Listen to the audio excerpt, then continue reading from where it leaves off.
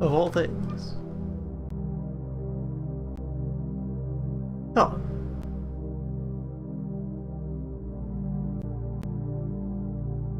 Where it occurs to me that this is...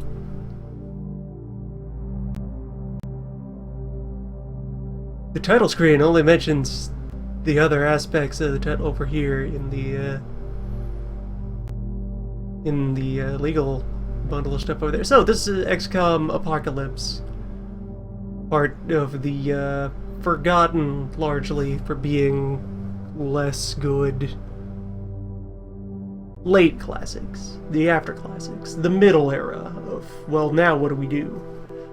Where they made the original and that took off and became known. Made Deep, which was the first, but more so. And they started being like, alright, let's try to do different things with this property, this brand, this general principle.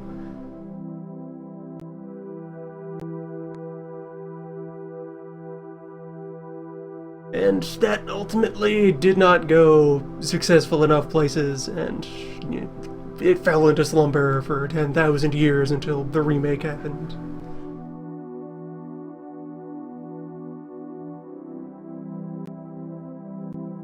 However, while this one is very rough around the edges and not like not popular enough, also like alongside not popular enough to have received an open port project yet. One exists, but it's kind of been in stasis for ages, and you know, consider it dead until such time as it delivers a build. So, well, this is kind of the odd, forgotten middle child that still tried a bunch of things, some of which were pretty interesting, and never followed up on, either by the later commercial games or by any of the side projects and spin-offs and what have you. Kind of a shame, because there are certainly some ideas in here, which I will now cease to meander about and press buttons.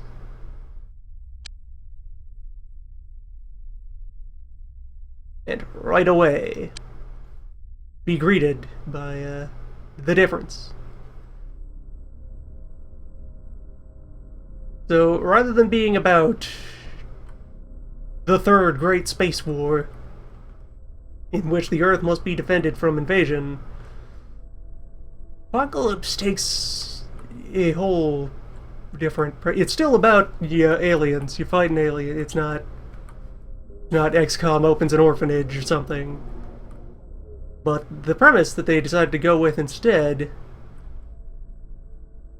is that, so we're yet further into the cyber future post the first two games.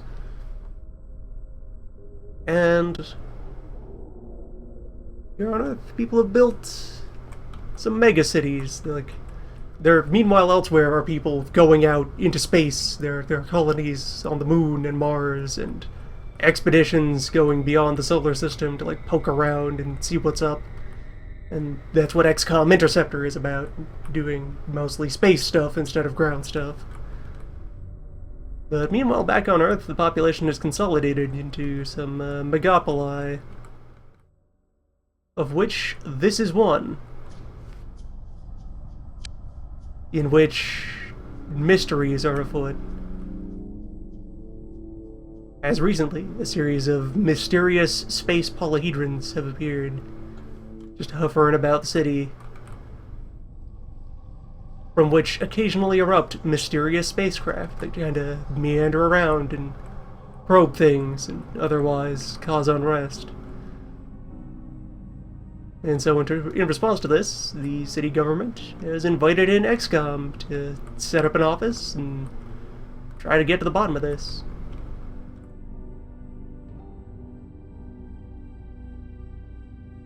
And so the two core differences, in a very interesting, at least as far as I see it, that emerge here. So we are operating within the borders of the city, and we'll be fighting building to building, street to street, dealing with aliens as they sneak about in the Undercity, trying to infiltrate and subvert and corrupt as we try to root them out. And in the process, we are much more tangibly attached to all the parts of the city. You can see all these like tubes and structures and roads and so forth. All of these are buildings that they are associated with the various factions that exist in the city. And they can get subjected to alien activity and need to be cleared out. And they can also get caught in the crossfire whenever we have air combat occur out here on the city map.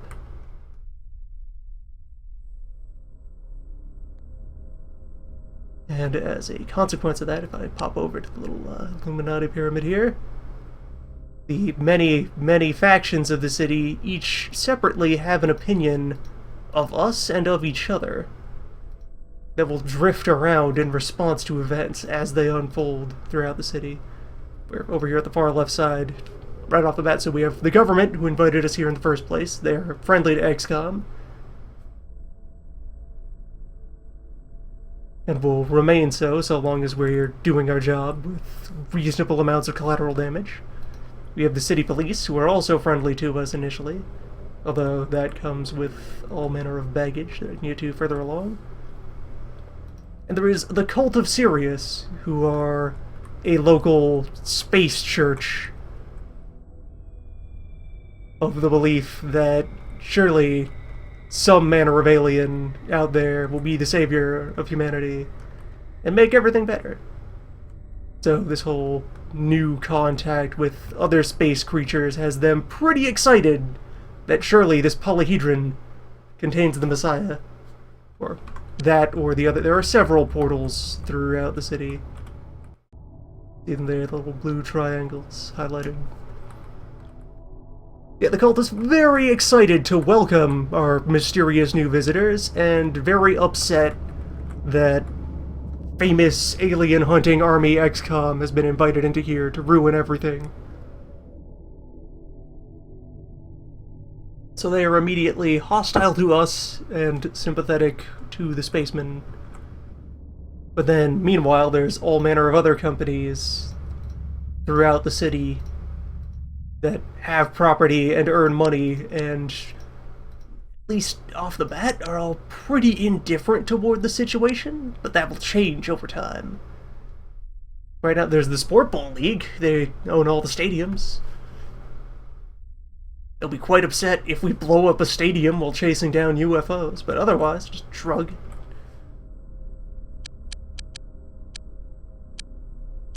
And you have deep along here, there's some organized crime in the city who will be fighting it out with the police on the sidelines, and that can cause all manner of collateral damage and shenanigans. But for now, they don't mind us. They probably will start to mind us because we are friends of the police, unless there's like all manner of trickery you can pull diplomatically to try and trick other organizations into cooling off with regards to each other. There's also some political parties who are not so fond of the current establishment, but can also be a benefit to us if they stay on our good side.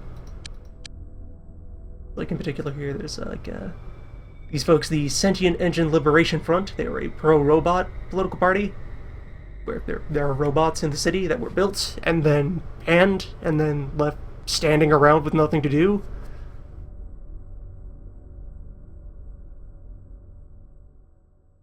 As long as we don't anger the robots, they can show up and be willing to sign up as soldiers. And the Mutant Alliance. Because this is like a good 100 years past First Contact. This is way off in the cyber... Well, I think it's like supposed to be the 2080s or something. We're in the deep cyber future, and there exists a not insubstantial population of human-alien hybrids that were created during the various wars. They and their descendants are out there, and if we don't anger the mutants, some of them will be willing to sign up. Live the good life. So yes, at the moment here we have this warehouse here, where there's several buildings throughout the city where you can have bases.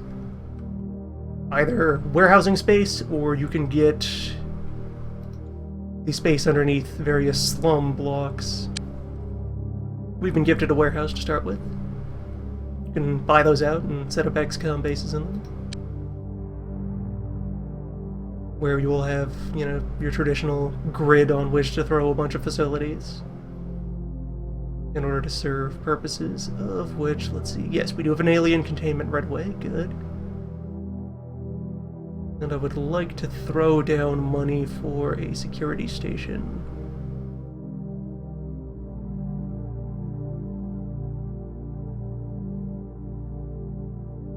Right up that way. Yeah, pretty recognizable facility. Living quarters, storehouses, medical, training area. Well, that was a new innovation for this one. They have buildings that you can assign people to passively gain stats over time while they're idle. Or physical and psychic workouts.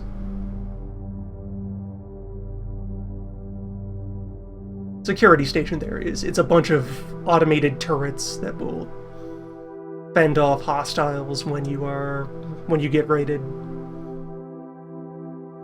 Repair bay, where distinctly not a hangar. You don't have to worry about hangar space in this one. You just have parking for your many vehicles of the future. Instead, you just have these to provide limitations on how quickly you can repair damaged ones. As far as just having them around, you can just park them inside, out on the street, wherever, whenever. It's fine. And laboratories, you have split between two flavors, where biochemistry more deals in weaponry and physics more deals in vehicles, in general.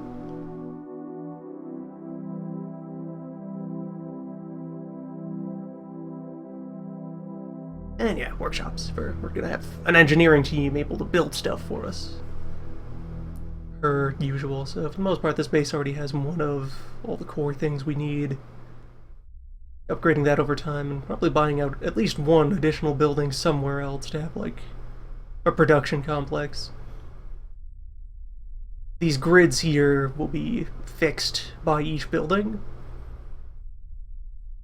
with the general idea being slums give you more space and more, like, flat, even space to work with, but the building itself is more fragile, since it's a shitty, run-down housing project rather than some manner of reinforced structure.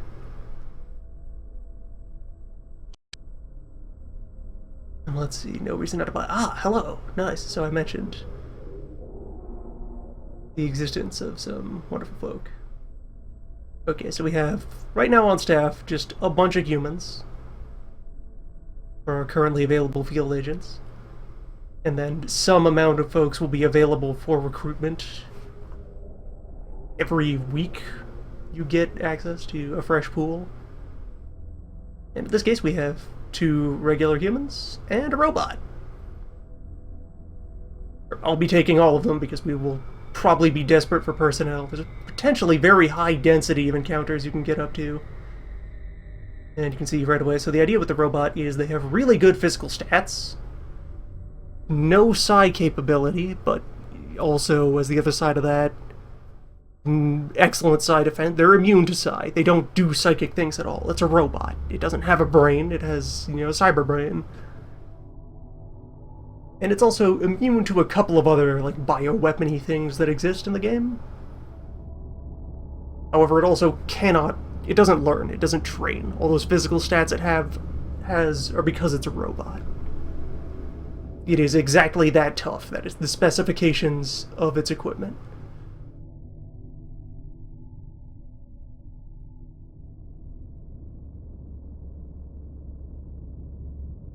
So potentially, once you have them fully, you know, trained up, humans can match or exceed the capabilities of robots.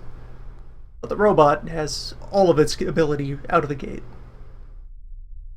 People are saying they might learn accuracy, maybe. That's plausible. It only has slightly better accuracy than all of our... Yeah, Keller here is nearly as good a shot as Baker. You've also, for your research You have your scientists as individuals with skill ratings, so you over time try to stack your deck with many powerful science folk and engineers. For now, we just take what we can get. And let's see, so highlighted here nicely. We go over to buying other things. I will apologize, there's going to be a lot of preamble and wind-up before we actually start doing the mechanics of the game. I have never finished a game of Apocalypse before. This is going to be very exploratory. As we go through here, there's much unknown. So you can see highlighted here, sitting here on the vehicle listing, there are brand names. This is very important because much of the equipment that we're buying is made by the various corporations in the city. And if you piss them off, they will not sell you their product. This is most especially relevant for Marsec, who are kind of our XCOM, here in the future, they are XCOM's other primary rival in the space security business that have emerged. Or the name there that's contracted from Mars Security. When people started making space colonies, they wanted people with guns to guard them and put down riots and so forth, and Marsec was formed.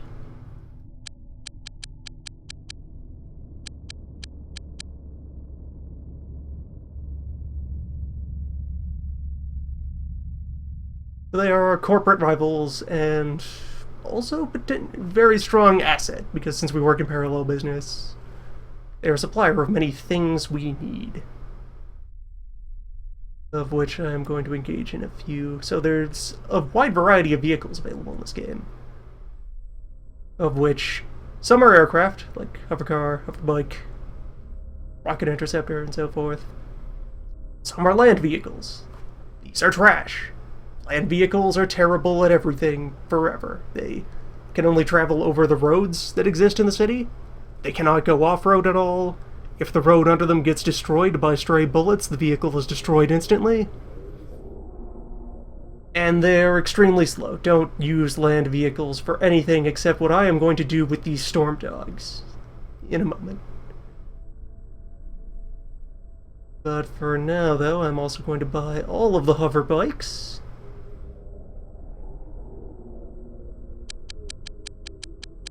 And let's see, already in our inventory we have one Valkyrie Interceptor, where despite the name they're Interceptor, this is actually kind of an all-purpose aircraft. I'll get to eventually. There's an equipment system for the vehicles. They have equip grids you put modules into, and this has large enough internals to just be a troop transport / interceptor / etc.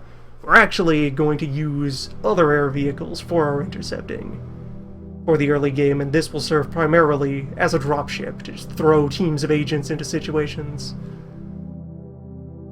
Yeah, we have this regular-ass land car, a couple of hover car, and this APC, where if ground vehicles were any good, you would use this as your troop ship for the start of the game, because it's big and tough and has plenty of passenger seating.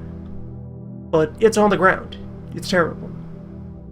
So I'll be liquidating that in a moment. For now, though, yeah, those are my expenses. Give me all the hover bikes. Give me all the. Essentially, these are like space police cars of the future. This is just the non-police branded versions that Marsec also sells to the general public. General Metro sells a regular land bicycle if you want land motorcycle. That exists. We will largely not need the services of General Metro. I suppose not completely. It's either them or a different company that will, so when we do buy this stuff, it has to get delivered to our bases for use. And as long as the transit company doesn't hate you, they will do that for you. They'll just port it over. If you have angered the transit company, you need to orchestrate your own logistics.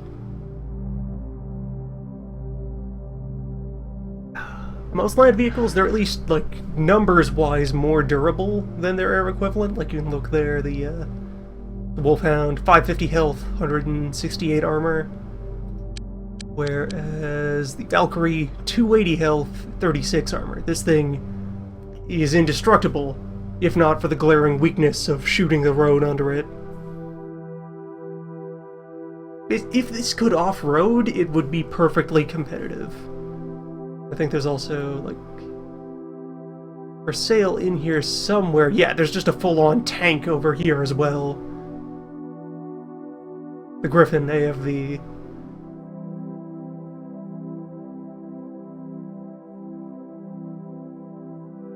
Fine piece of machinery, betrayed by particular foibles of the mechanics.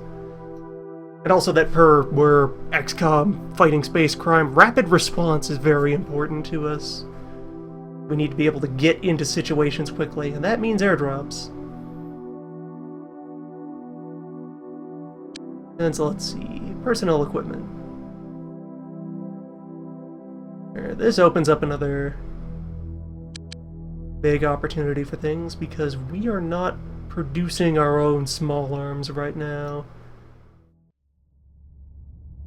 Small arms and body armor are all being brought in from the other companies,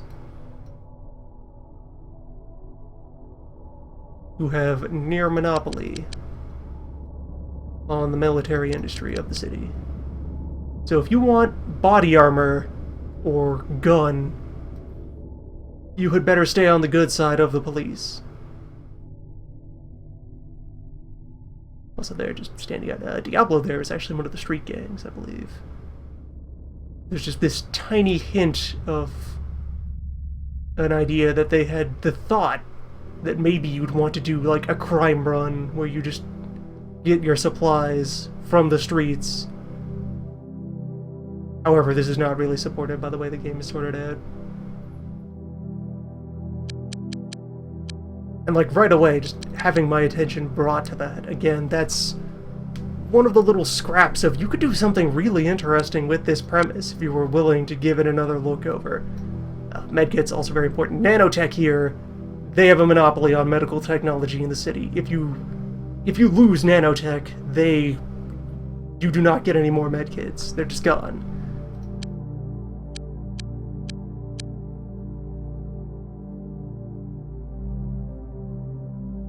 Yeah, I'm probably just going to throw a whole bunch of these in here. Ammunition, you're also pretty bottlenecked on that because you're relying on other people to make your bullets, and they'll only have so many of them hit the market a given week.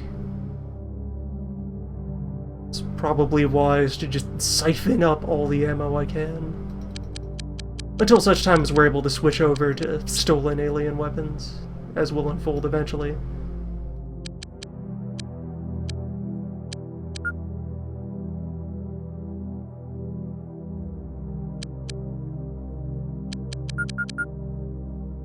Stuff like that is why it would be really interesting to see Open Apocalypse successfully deliver a product. There's much potential waiting for this if you can drag it out of the grim darkness of 1997. Actually, I'm not even sure if I'm going to use many smoke grenades. Put those away.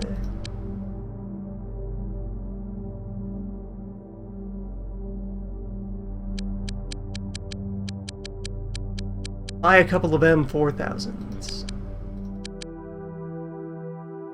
And laser rifles. And the police brand autocannons, yeah.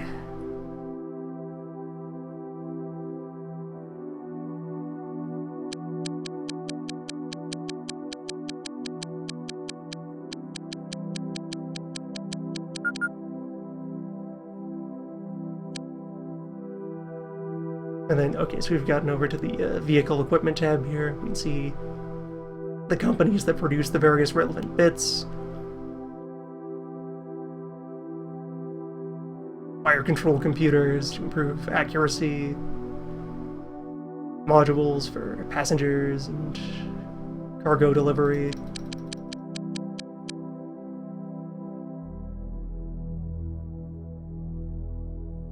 I think I'm gonna want a bunch of these. This is the laser that fits on a jet bike, I'm pretty sure.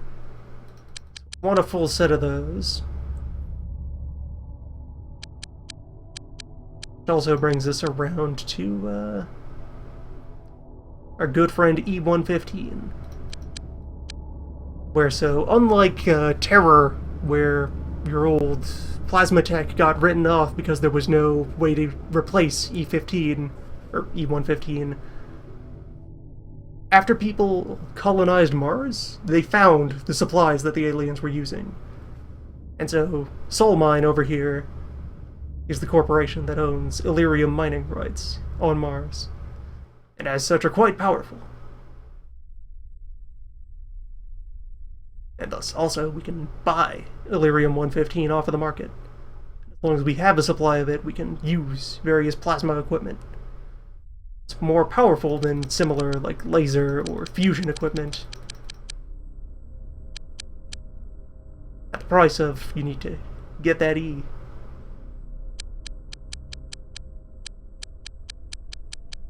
And yeah, stay on Soul Mine's good side.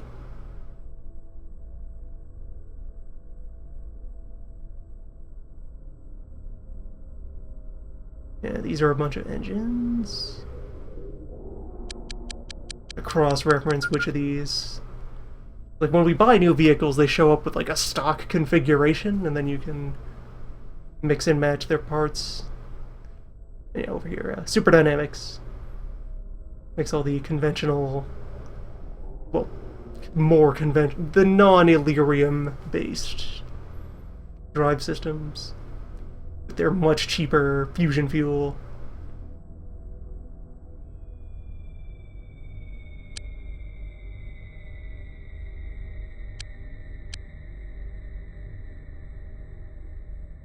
And we do not want to interact with road vehicles at all pretty well. The specific interaction I will have with road vehicles in a moment. And that's a bunch of money spent.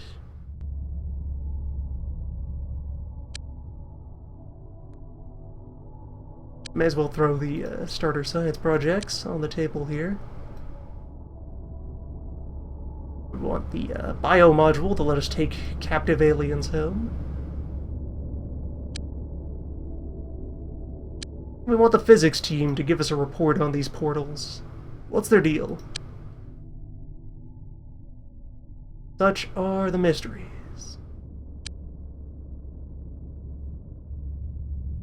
Yeah, we're keeping the Valkyrie, and I'll want to re-equip that to probably mostly rely on big lasers. Yeah, we have another Lancer.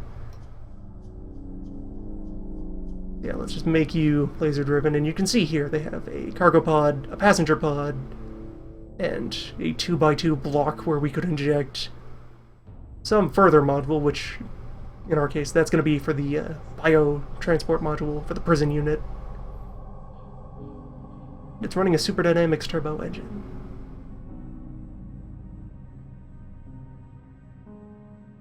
Stormdog here. Going to be stripped for parts because it's useless. Get out of my garage. Awful garbage vehicle. Not belong in this world. Meanwhile, though, our Phoenix is here. And there are many, many, many hover bikes that are waiting to be delivered. These are reasonably capable. Furthermore, what we're going to do for interception is we're going to deploy swarms of small, lightly armed vehicles that'll be evasive enough to not get hit. And then just deliver adequate volumes of firepower.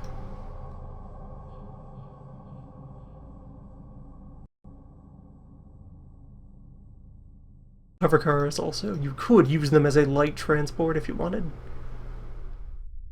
However, I'm going to avoid doing that. It's naturally, if you have agents in a car and it gets shot down, those agents are probably dead.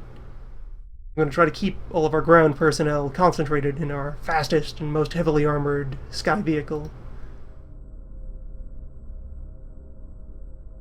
You out as well.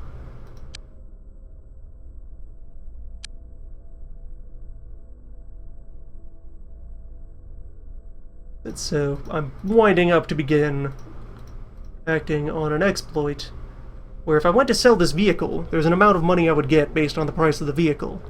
That does not take into account what equipment you have shoved into it at the moment.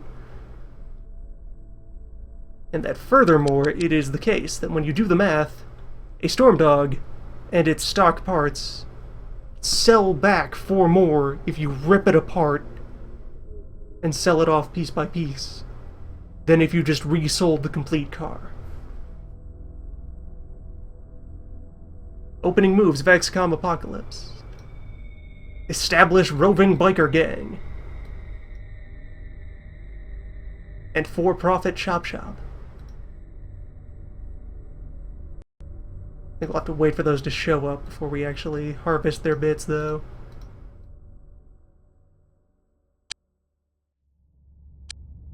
And then it's time to equip some soldiers.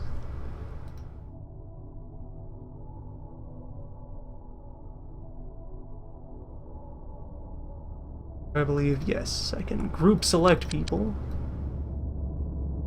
This menu, and that will let me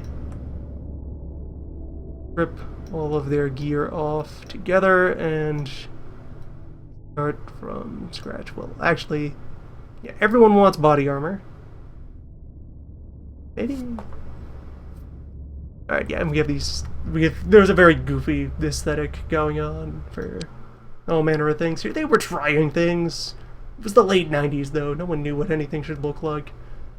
There's the wall of starter gear we have available. Our assault rifles, our sniper rifle, our heavy cannons. Stun weapon. Psychic orb. You know, all very familiar bits of XCOM equipment. And we'll be sorting out who should use what. Most of these weird, oblong, irregular shapes are some manner of grenade.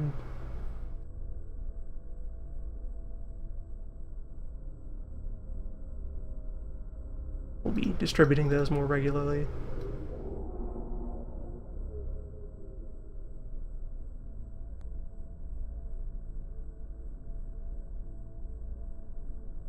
Yeah, I think I'm gonna all this cleared off, and then we'll wait for the stuff I bought to arrive, and then we'll start re-equipping people.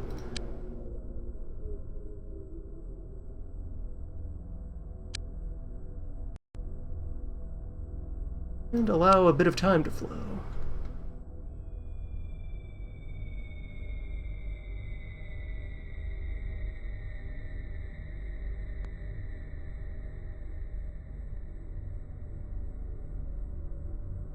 We'll allow a bit more time to flow. It's going to be some moment before we actually have any incidents to respond to. You have a fair bit of wind-up time to appreciate the city. See the fleet of freight aircraft that were buzzing over to deliver our stuff.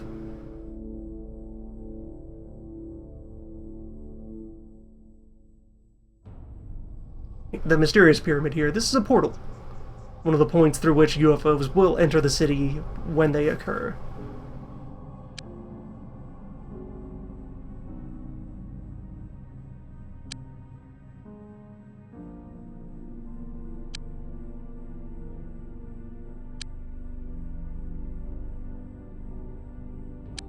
Busy day at the XCOM warehouse.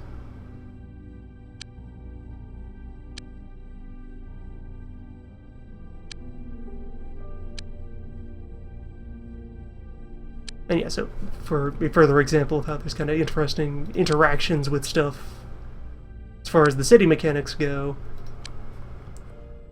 each of those contains a purchase that we made. And if, say, rude people showed up, either like spacemen or local gangs, or if we'd pissed off one of the corporations and they sent a hit squad after us, those transports could get shot down, and we would lose our stuff.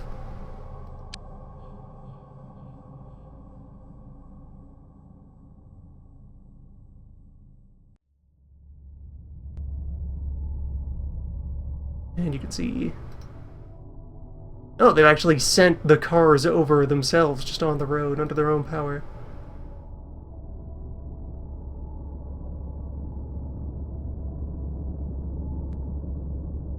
So you can experience how constrained ground vehicle movement is. These were aircraft, they just kind of, zoop on over straight line, and you'll see a lot of these pits around. Those are the entryways to the various hangars. All the aircraft are VTOL, so there are underground hangars under buildings, just subterranean parking, but for planes. And all our stuff is here. Let's get moving. What else? First of all, yeah, these jet bikes shipped with an autocannon, which it's the thought that counts. Get out of here. Here are your security lasers.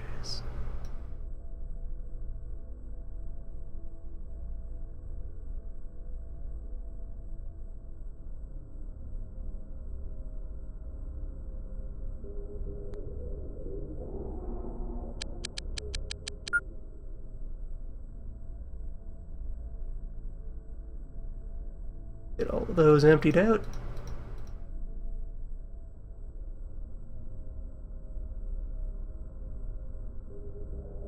And the liquidation will soon begin. I think also, I'm not sure if...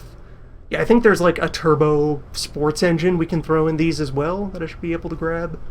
And that one square over there, you can fit a fire control computer in there for slightly better gun accuracy.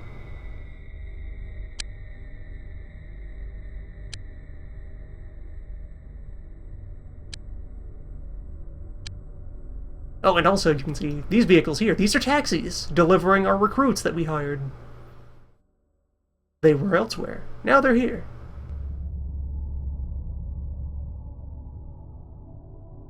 And you can also see that, meanwhile, the cult is out there and hostile.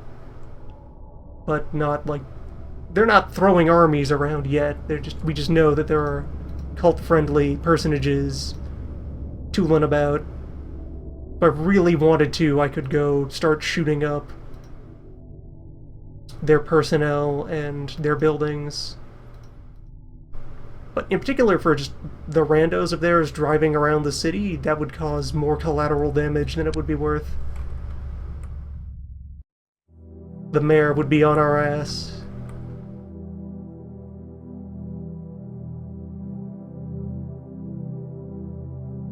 Was it really worth blowing up 3 hospitals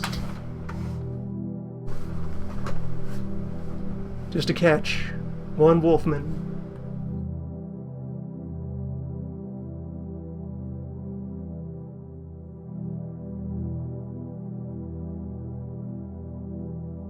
And also if I go over into the old Rolodex here, so all the companies own various buildings throughout the city, and for the cult, that includes, they have a series of temples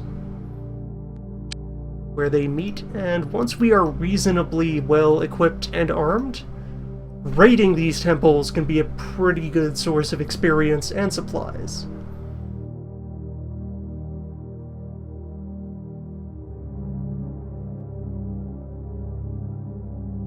For now, though, it's a modern militant cult. They have plenty of security guards in there who are also using, readily available Earth technology to defend themselves.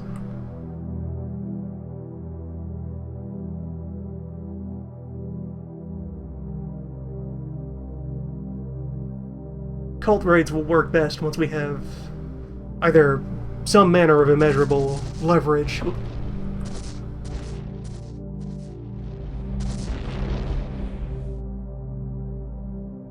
Ah, there we go. Common sounds of the city. Just the police will pick fights with gang vehicles that show up from throughout the slums.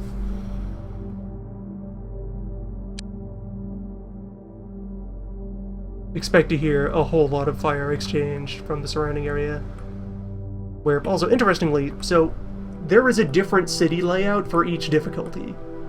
Where the farther up the chain you go, the larger and more intricate the city layout becomes. You can kind of see the general idea here, where we have the spaceport out on this island, and all the fancy neighborhoods up against the other walls, and then in between them, in this valley, there's all the all the rundown shit housing that's under the various highways.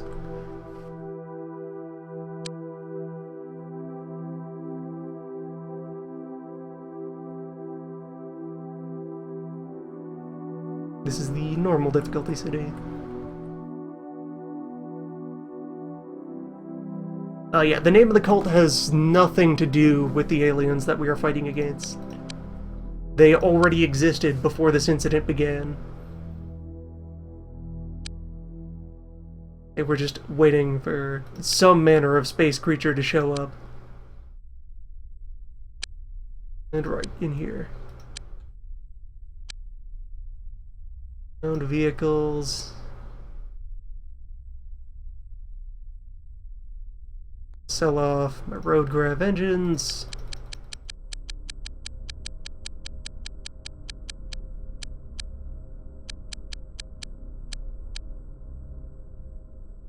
Anti-air cannons. And the ammunition they're in.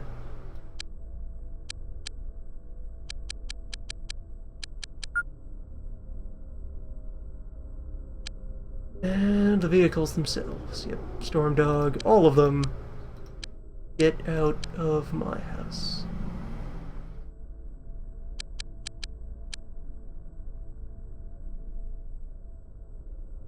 Let's ditch the APC. There we go. The restructuring is well underway. You can see already we have drastically pulled ahead of where we were.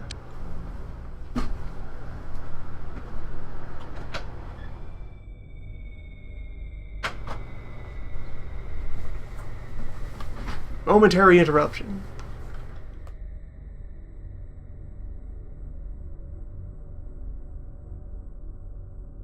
Release a different mysterious creature which had infested the premises. Back into the corridors. We can wander around and nudge things.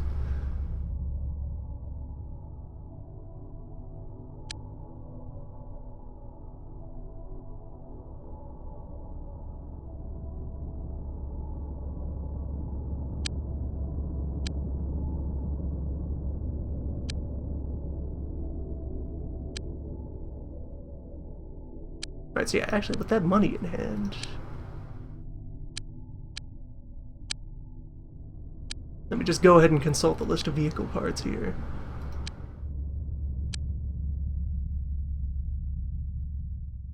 Well, first... cross-reference over here. So yeah, these are using a 2x2 engine, the SD standard.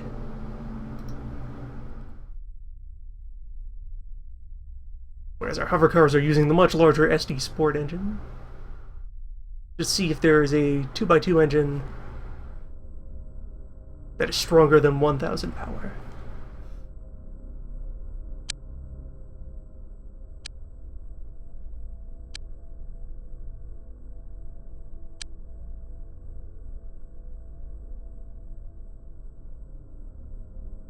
No, I can also sell these autocannons. All these autocannon bullets. Get out of here. You don't belong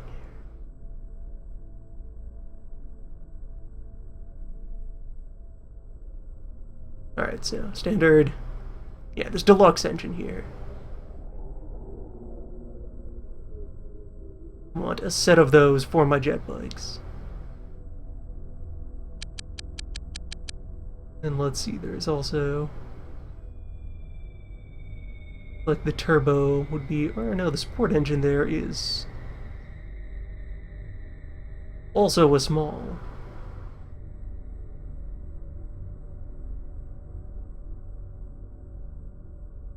So there's only 3 of them on the market right now, so I should also grab a couple of deluxe to pad out the stock.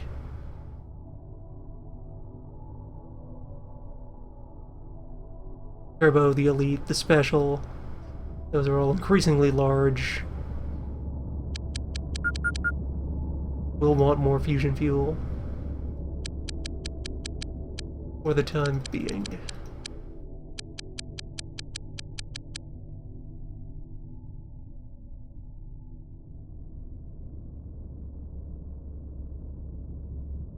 Start economic urban defense planning. 3 light weapon control computers on the market. I'll take those. So we'll grab the medium as well. It'll probably fit somewhere.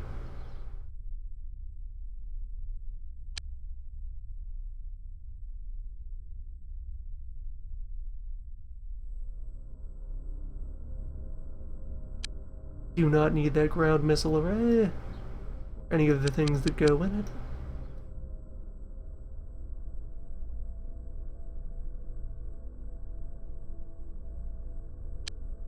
If we start having to fight against corporations in the city, there will be use in buying missile launchers for our aircraft. And that's so if I just go ahead and pop into the old UFOpedia here. It is filled with helpful lore. And alongside that also statistics. Well, that's us, so obviously we know our balance and income. But if I meanwhile just page over to say the government, there's how much cash the bureaucracy has on hand. Where what will happen is every income interval, all of the corporations will also make money based on how much of their property is not damaged. And then they will use that money to do things. Where if they hate you, they will put that money to work sending vehicles to go ruin your day. And in the case of the government, in response to how we're performing on our scoreboard regarding the incident, the mysteries, they will transfer some amount of their income over to us instead.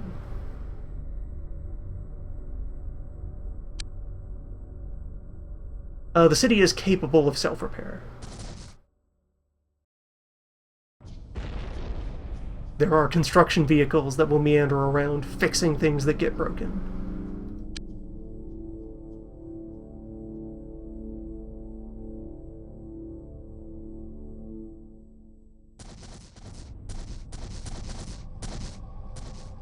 And so, to get back to the point that led me to that subject, if we start picking fights with the corporations, there will be use in having bombers that we send out to level their structures every so often, just to keep them suppressed.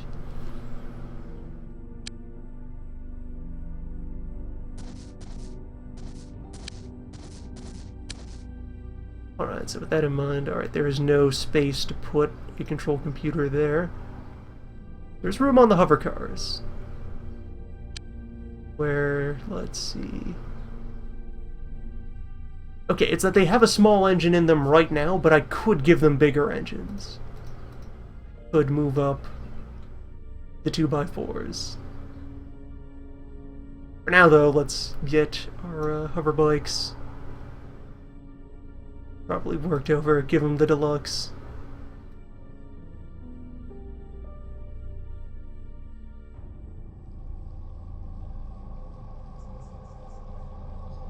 And number 4 gets stuck with the sport engine for now.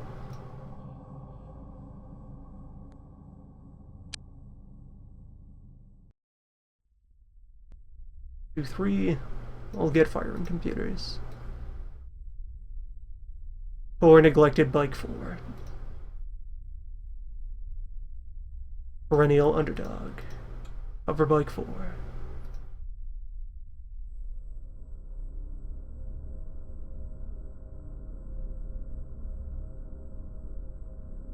That sport engine is 4,000 power. Right, I got my thoughts reversed. The sport was the stronger of them, so...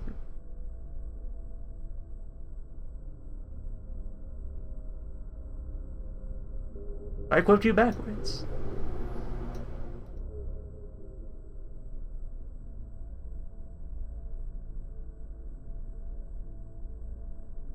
And those two have sport engines right now, so if I replaced them, I could also hand-me-down those engines into other vehicles.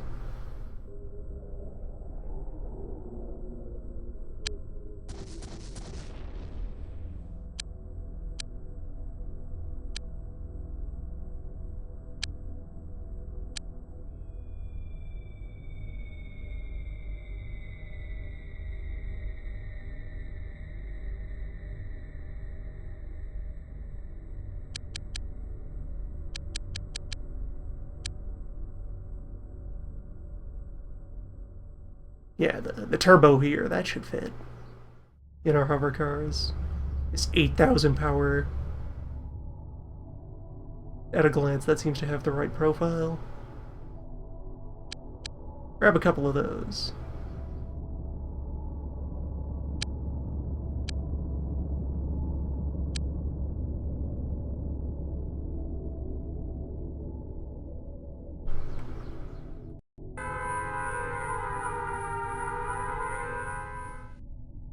And there we go, our first alert. Eventually we will have more tools for proactively sniffing around looking for alien activity. But here in the very early game, you will just get sightings. You will get confirmed notification that there are indeed aliens in a particular building. And it will then be up to you to either respond to the alarm or just kind of fall asleep at the switch and ignore them. Depending on your situation.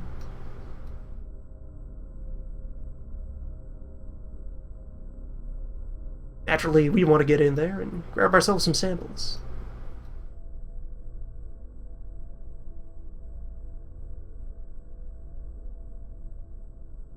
Also weird, despite the fact that this is an android, his portrait over here, he's still of a regular human. How about that?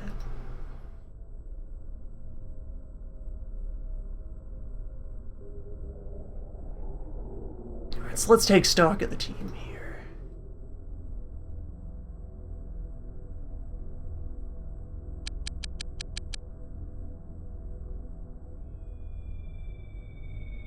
Got 13 agents on hand. You are still carrying a motion scanner. Let me toss that. Just sort out what we want to have for standard kit.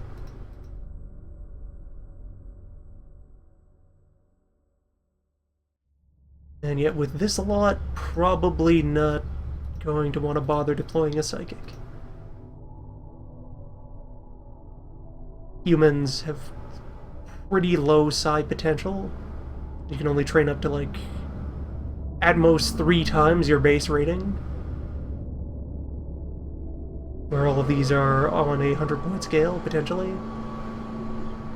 Whereas if we were able to see... if we had any hybrids sitting around, you would immediately know them by how ridiculous their psi ratings are.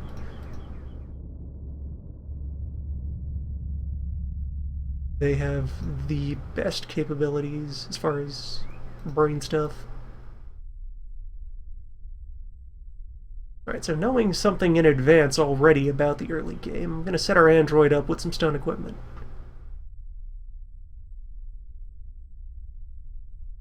I mentioned there being immunities to things. This is extremely relevant right now at the very start of the game, where they are actually completely immune to the only weapon that our first batch of enemies will be carrying. That will quickly change once we start escalating the battle, but for now, our android cop is just completely invincible. And probably doesn't need any other equipment than this. I could just send them alone to tase everybody.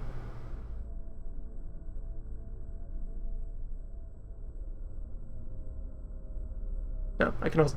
you can rename people, so I will be taking advantage of the bin.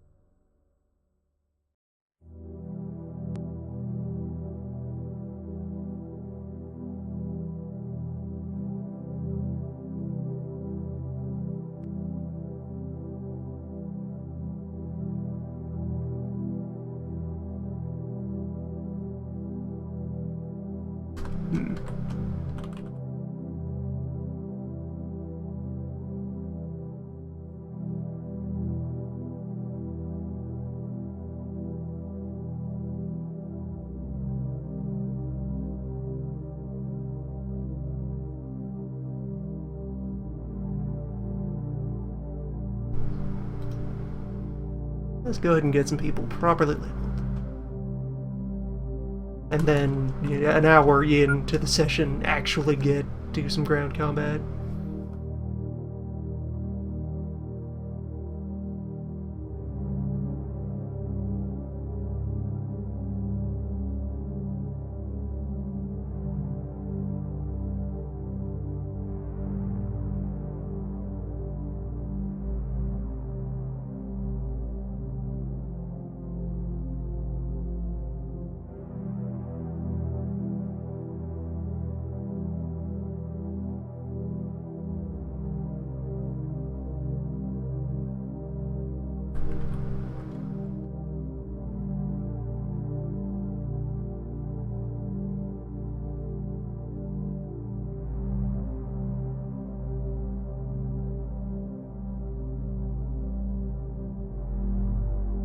Shift key's been a little unresponsive during naming here, which in the case of Detective Donkus over there, that's entirely acceptable.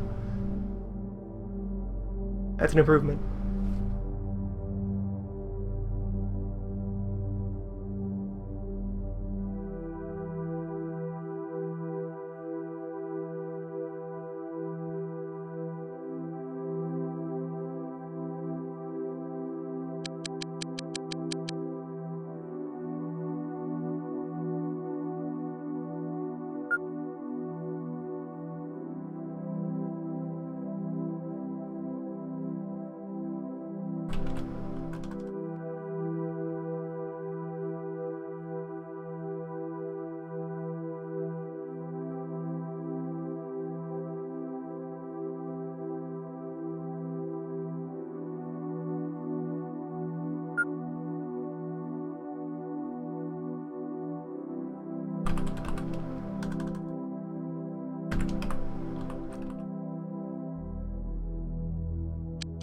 Please stand by while we endure the limitations of 1997 user interface.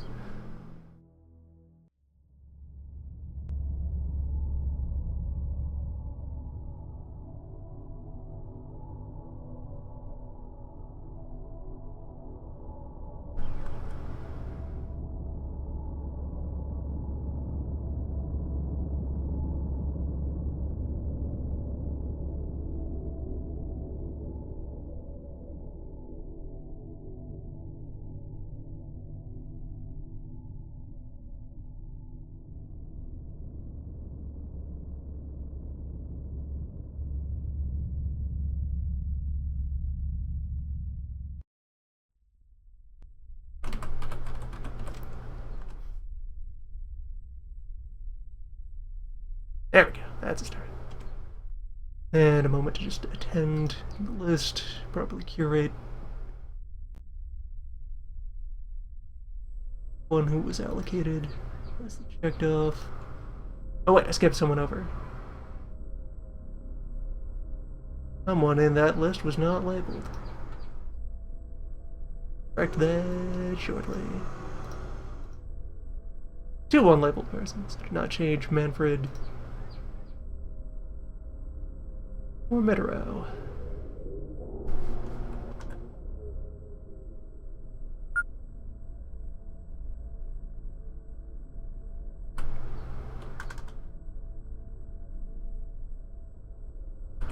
Gonna presume the name Goodern. That's a fine segment of a name.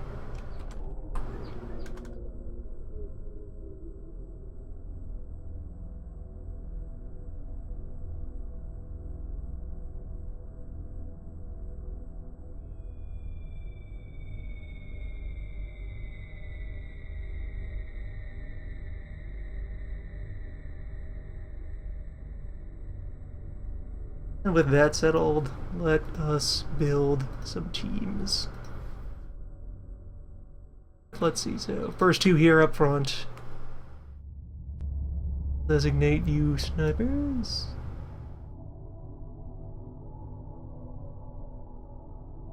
You get rifles and some laser food. Enough medkits for everybody. Everybody gets a medkit.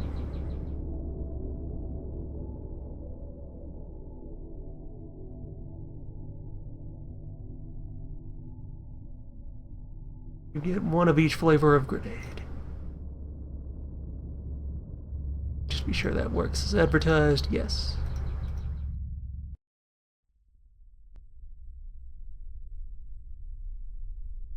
There we go. And yes, Deke Baker there has been preemptively designated our capture tech. Those will give friend robot a couple of grenade and a pistol should it become necessary to switch to murder.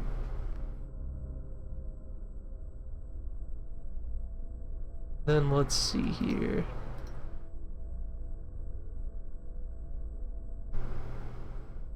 Leaves 10 more agents to equip. Conveniently, I have 10 primary weapons.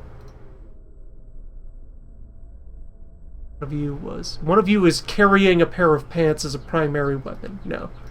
Good initiative, but no. That's not how we do things here. Give all of you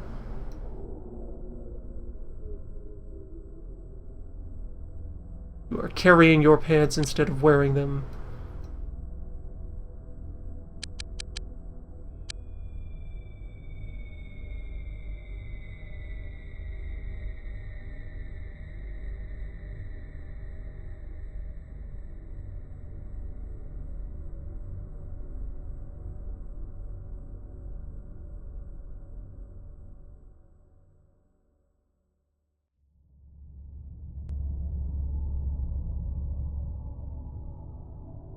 You all get an M4000, a couple drums of ammunition,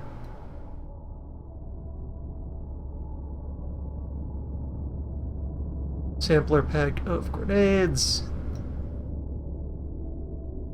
a medkit, and also suppose, they give it now. Baker, take the motion scanner. You will be our point robot. And that leaves these 4 at the bottom here to carry our heavy weapons.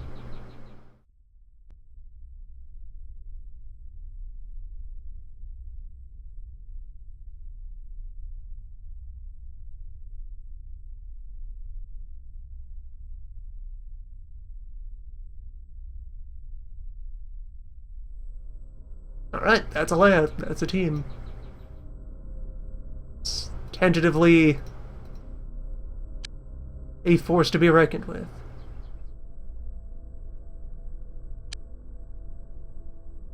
Well, let's just get you all thrown onto the boat.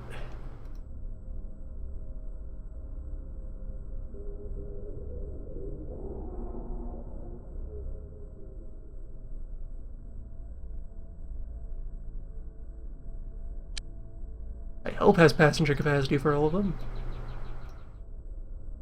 No, just the dozen. Does it? Hold on. Yeah, only 12 passengers in the Valkyrie. Someone's staying home anyway.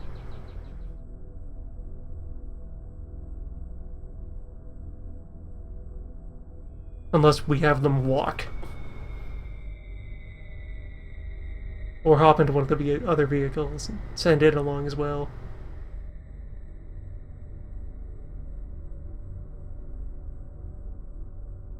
We'll do with that. Valkyrie 1. Our initial away team.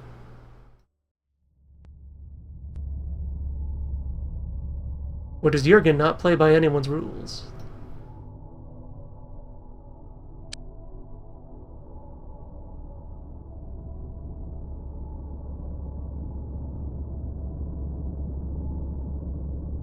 This menu was really hurt by not having separate scroll bars for the 2 sides. This is very immediately an issue.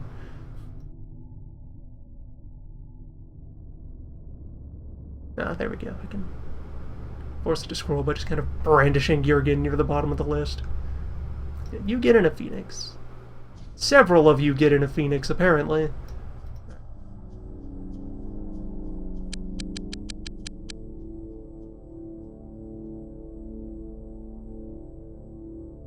Although, maybe.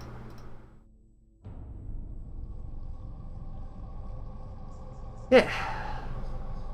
Your new partner.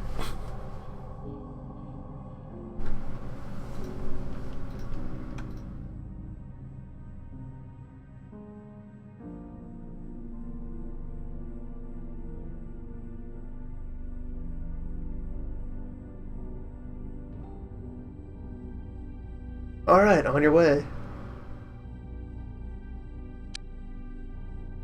You got your first case.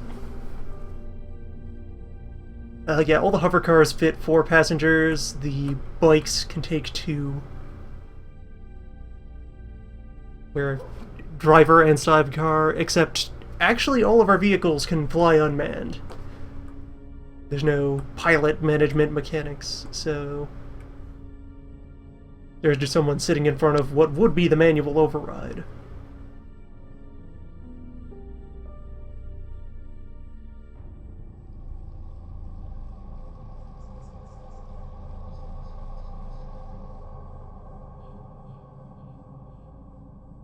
And off they go. And while they're underway, let me just... so this graph here is very important and will be our best friend going forward, because this lets us keep track of vague general levels of alien activity, which then, combined with paying attention to the map, that highly advanced technique, will be able to proactively hunt for alien influence.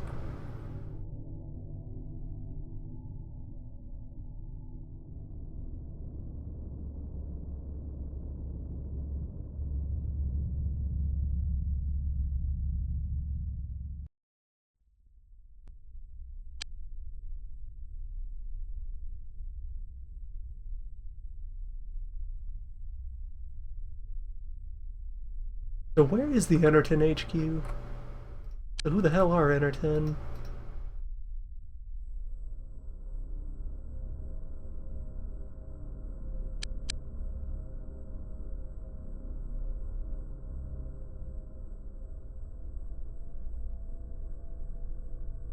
Well, everyone showed up, so I may as well leap into... We'll sort out the paperwork afterwards. Let's go do a ground mission. Don't get hurt, everybody. We're also, now that we arrive here, 68 minutes into the session and actually getting down to the ground combat.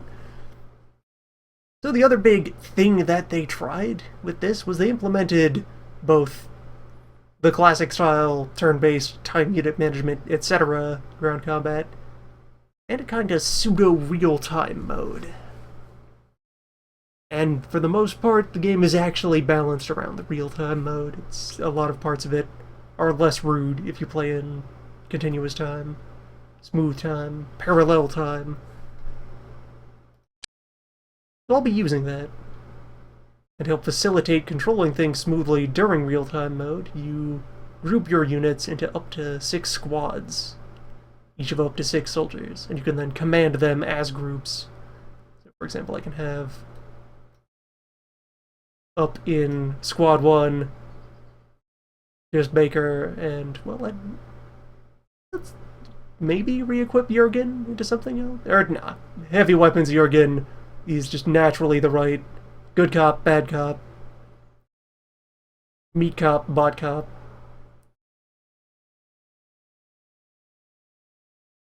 Speak softly and carry an autocannon. Yeah, that works.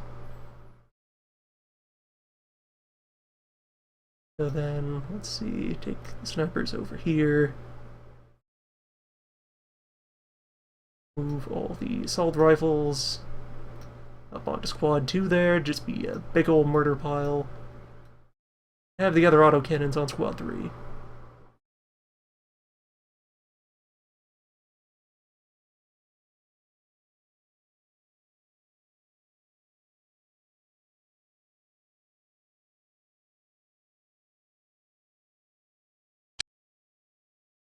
Let's investigate. Also, furthermore, welcome to the ground combat. Welcome to the art style for the ground combat. All our little tiny Ultraman SWAT team members here, scattered about. And, look at that lovely fellow there. This right here is one of the peak reasons that it's really sad that there's not an open project to give this game things like mouse wheel support. Because the map design also gets really interesting and ambitious and intricate here in Apocalypse. including making the maps very, very, very tall. Very tall with destructible terrain and buildings that will actually, like, break and collapse if you take out all of their sensitive bits. Which then plays into other mechanics because, you know, the mayor is going to be all over you. You go causing more problems. Yeah, we're here at these fancy corporate offices. Let's take a look around. These arrows here are the parts of the map that you can retreat from.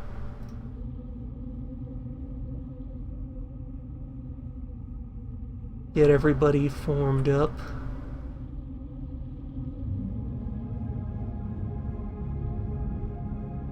We'll try to head down the middle.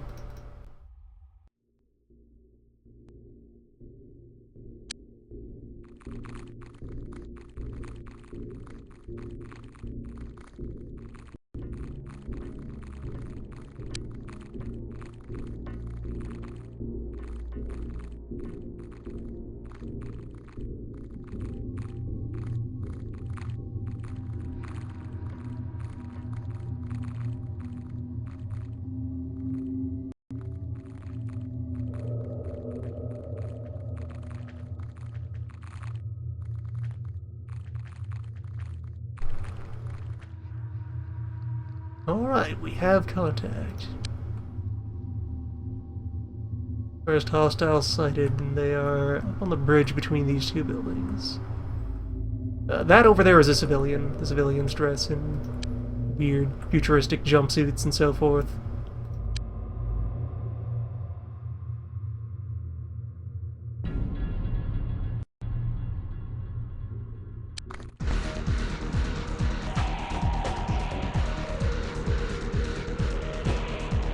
Apocalypse also first adopted, among the franchise, having this, like, two-layer soundtrack of theirs, you know, the quiet ambiance for when you're just skulking around, not sure what's going on, and then the action track that kicks in when it's time to do some fighting.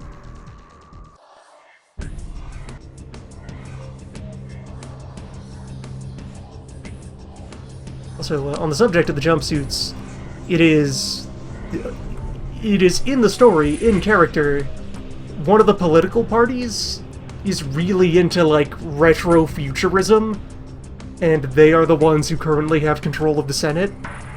So they keep having things built in, like, faux 50s goofy science fiction style, because that's just what they're into. There is another party that, in terms of practical policy, is exactly identical to them, except they're not into the tacky aesthetic. They just want to do, like, regular building projects, if that's not too much to ask. Alright, so we've added up to 3 hostiles now. 2 over there in front of that building, 1 on the connecting bridge.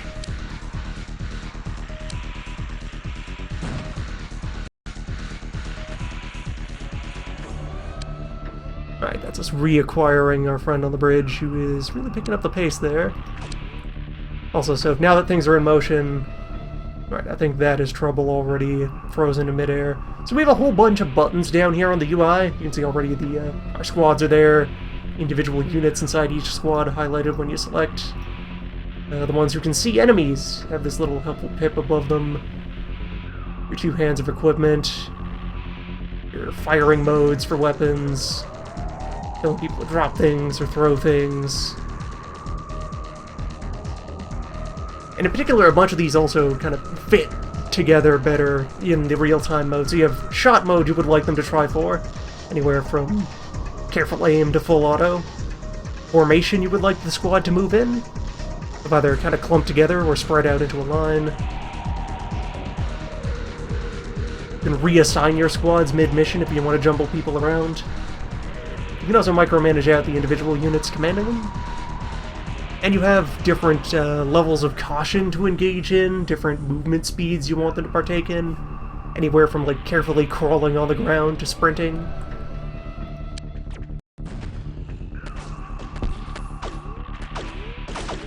And benefits of real-time mode immediately in play here. Everyone's operating in parallel, so when you make contact with the enemy and the firefight breaks out, it's your full team of a dozen soldiers just opening up all together, laying down a field of fire. You get to really feel like you're suppressing the enemy. And if you brought automatic weapons, they're automaticing.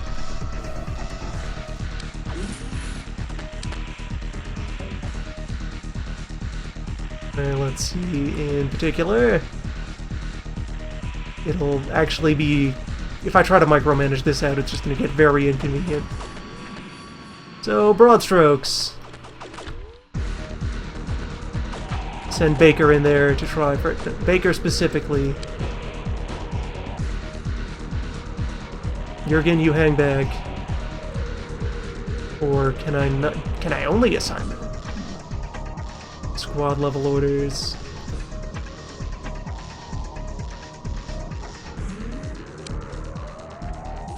Well, at least Baker is out ahead. Right, I think that is the bridgeman who's managed to come down the elevator. Early game encounters are going to be pretty small. Where, in an interesting bit of elegance, the aliens will escalate their efforts based directly on, like, the scoreboard that tracks your progress, where, like, you'll get your weekly reports with your performance rating and so forth. And there is just a table of what equipment aliens will have on hand, depends on, whoop, hello. Hello, new friend, new rudest design thing that I'll get to talking about in a moment.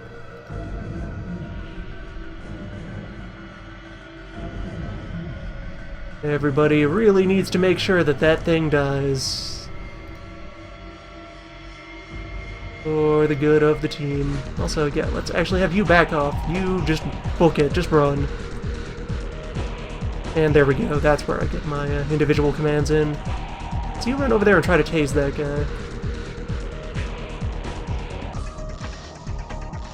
So, what was I saying before? Getting to... Alright, so I may as well finish up with it. So this fellow right here is the worst thing about the early game. That is what is called the Brain Sucker. It's... what if chrysalids mind-controlled people instead? What if you had a gun that shot mind control? Permanent, irreversible, murderous mind control. With the one upshot being that robots are immune to that. They do not have brains to subvert.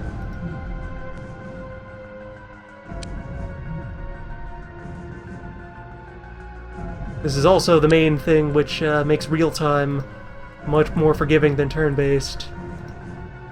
Is that in real-time, your team is pretty good at reaction firing one of these things to death before it gets near them.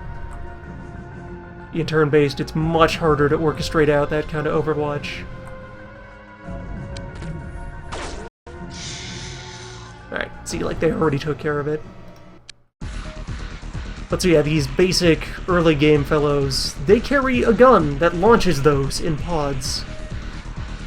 They are extremely rude. And we must punish them. However, that is the only weapon they carry, so they are otherwise harmless. They cannot deal normal damage. Only brain damage. Let's see here. Wait, alien spotted over there? What, did they land another pod here?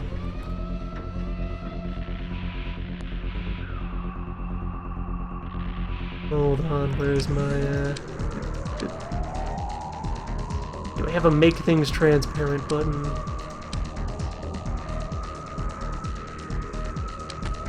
Yeah, okay, there we go. Yeah, there it is.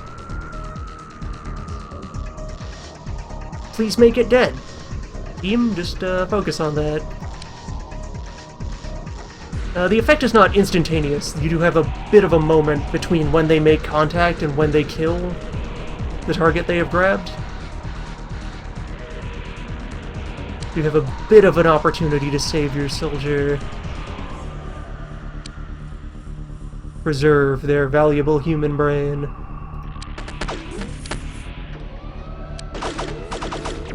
There we go, got him.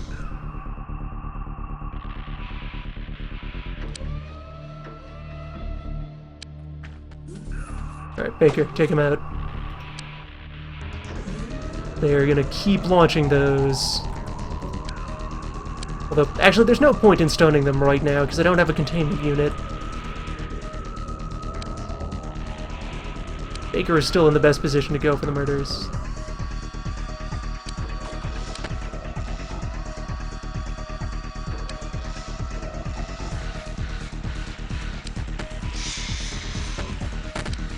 There we go. If I have people just book it, they're able to get away from one of these. Right, I was talking about the escalation mechanics. Where there is just, like, a table of all the equipment aliens could bring, and, like, the enemy types that could show up. And each of them has a minimum XCOM score at which they will appear.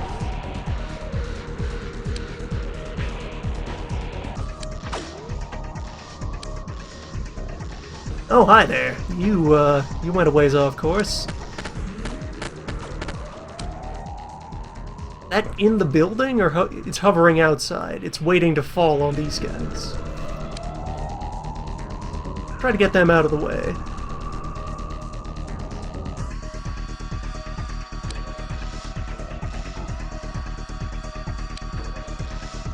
In fact, let's just have the whole of Squad 2 just run to over here. You need a new angle on this situation. Squad 3 will cover you.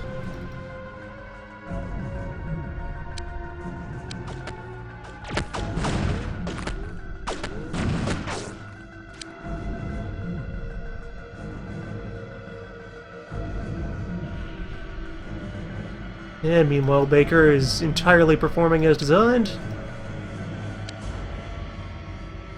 Pity we don't have a module to transport these with. But yeah, so like there's just this straight up table of bad dudes who can appear. And similarly for humans, the humans who can become hostile.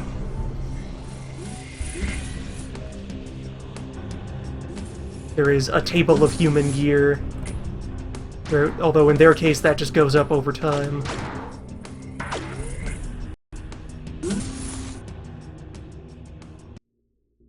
Alright, we might be good. Are we good? Alright, there's still something left, otherwise the mission would have ended.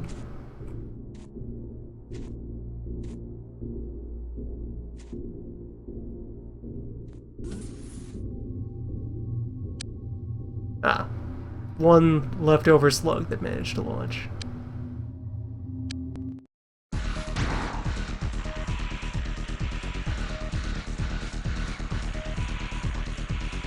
So far, no casualties, and not even any damage.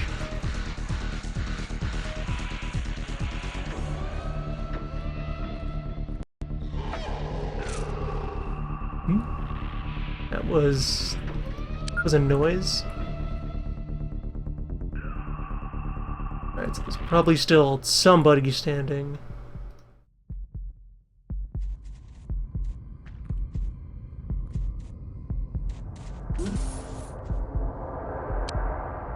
Alright, well, we should actually kill that slug.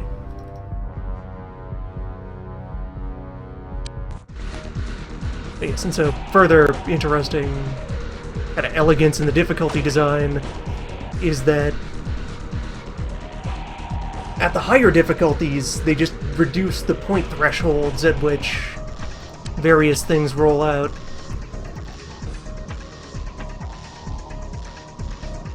And for the most part, that's it. That's the thing they change to make it harder. Make it escalate. Good.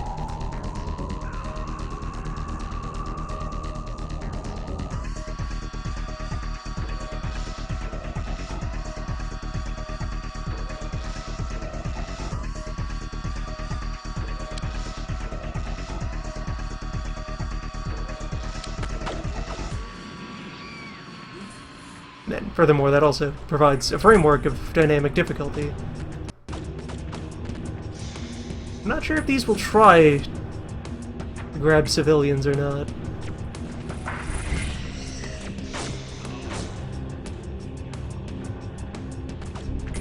Whoop. Seems you got scratched by something. Maybe friendly fire?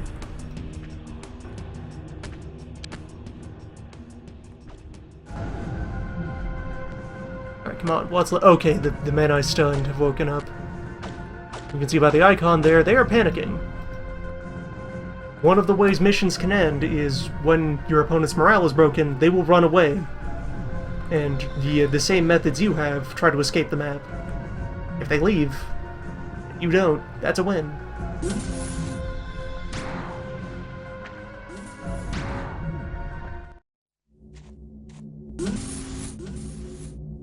Alright. Good first raid. A whole 100 points.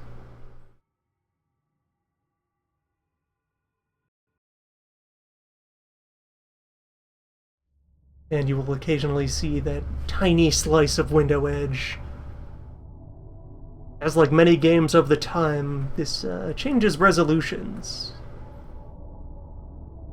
Time to time, like loading screens or cutscenes or so forth, are at a different resolution than regular gameplay, which you won't notice if you have it in full screen.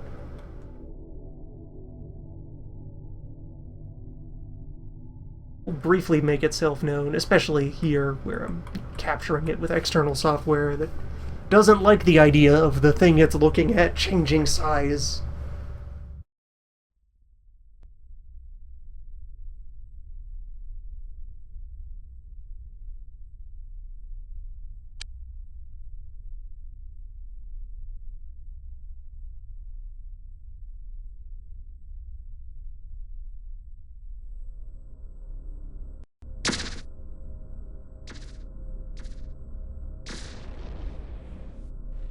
Run! What's going on? Ooh. Ah! These Syrians are getting in a fight. Which, actually, yeah, that is quite these cultists, let's say cultists.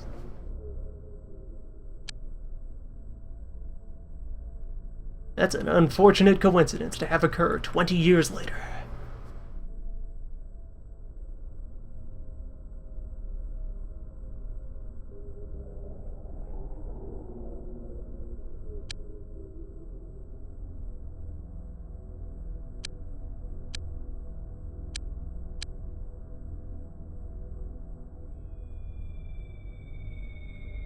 No progress yet on the science. I think that iterates per day, and it's only been like a couple of hours on the clock here. There's potentially very high density of mission to interact with if you try to respond to everything.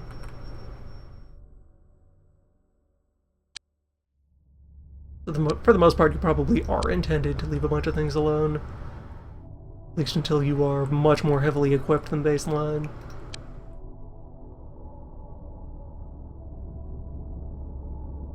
What new real estate is available? There's that slum block over there, 48,000.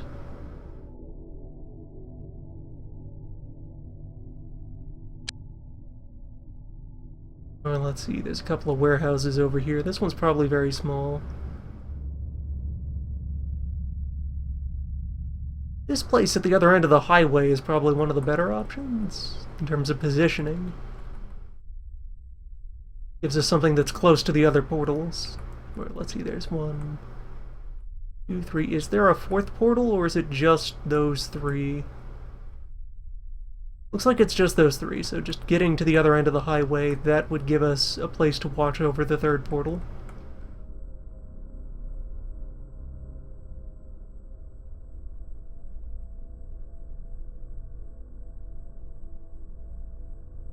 Let's see if we can... Okay, that's a very awkwardly shaped building, though. That's very inflexible. Might work out for a strike base, not something I would want for, say, I'm in the market for a research warehouse. Or I could shove a bunch of labs, which would be here all over. Look at that. Look at that perfect, pristine grid.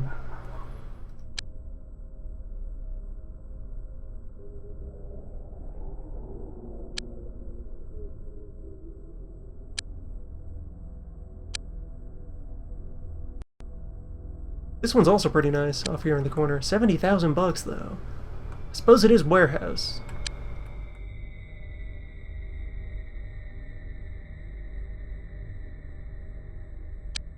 Durability of a warehouse with the floor space of a slum. What a deal.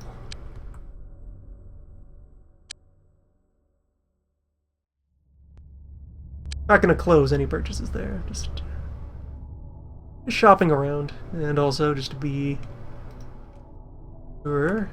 Yeah, a lot of these folks are not assigned to do any training. Okay, all of our starters who were there immediately are. Those initial 10, but our new arrivals are not. So let's do that.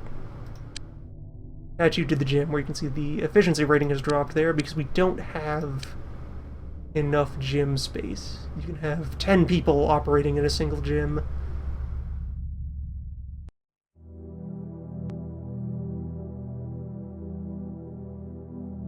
Go ahead and buy more living and more workout space.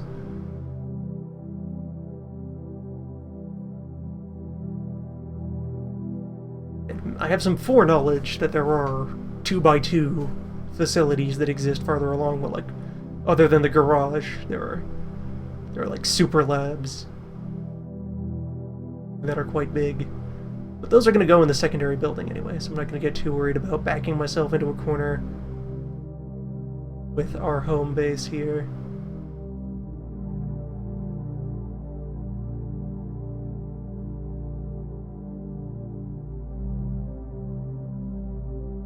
$20 points of capacity on the alien containment rig. So we'll probably do pretty well with just the one for a while.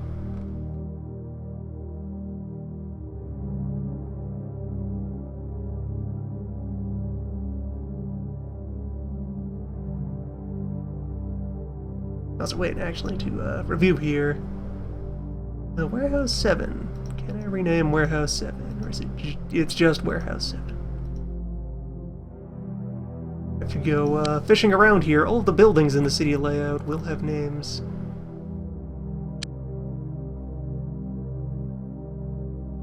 All of that is Transstellar Space Lines. This slum block over here I was thinking of buying, this Hades block. For example. There are some of these had more flavorful names than just the generics. Well, we're in the industrial grid. Of course, everything there is going to have boring names. Let me go find a mall. Or like... Right, that's the police academy. Phoenix Sanatorium. There's an arena. Home of the Mega Tribe Warriors.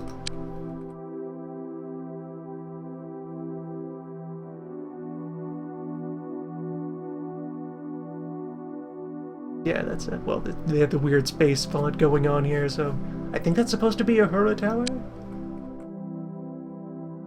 The Gygax Memorial Building? Yeah, here we go. There's all kinds of nerd reference names here.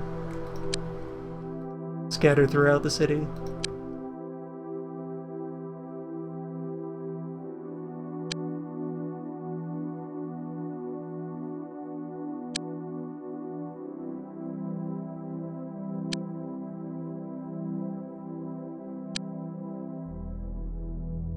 Yeah, here we go. The Aldous Huxley Emporium.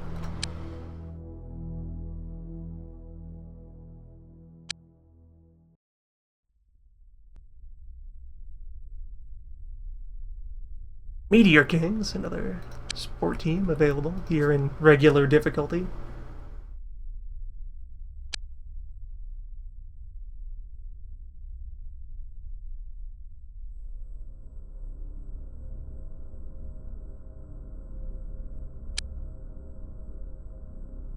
This other mall, just Hypermart Zone.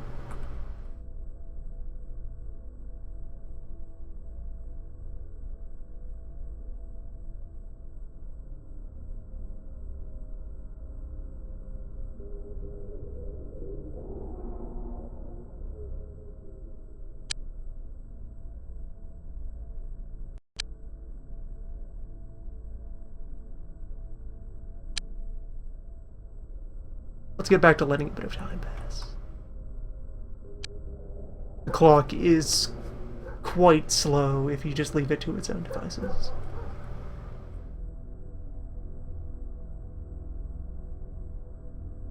Like, I think this readout is supposed to be minutes, hours, day.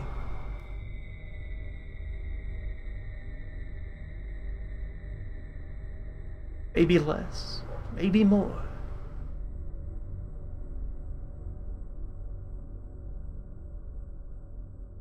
I could check the manual, but I want to be somewhat careful.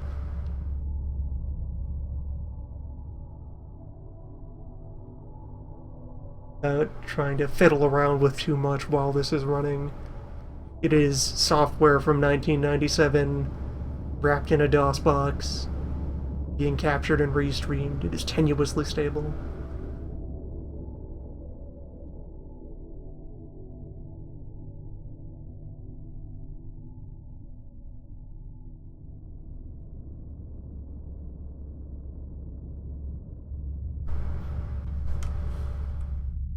Where, if anything, the slower baseline pace is, or like, not even completely slower, just very different, very weird. The oddness of the pacing is one of the things that might cause me to not pursue this fully, beyond a bit of an exploratory fumbling about. We'll see how well it holds together. You know what, I suppose on that front, no, not that. Let's manual save, because that's a thing you had to do in 1997.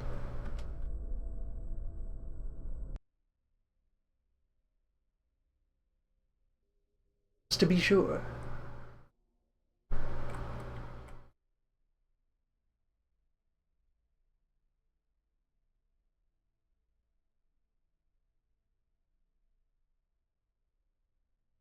Sit back and watch the portal undulate.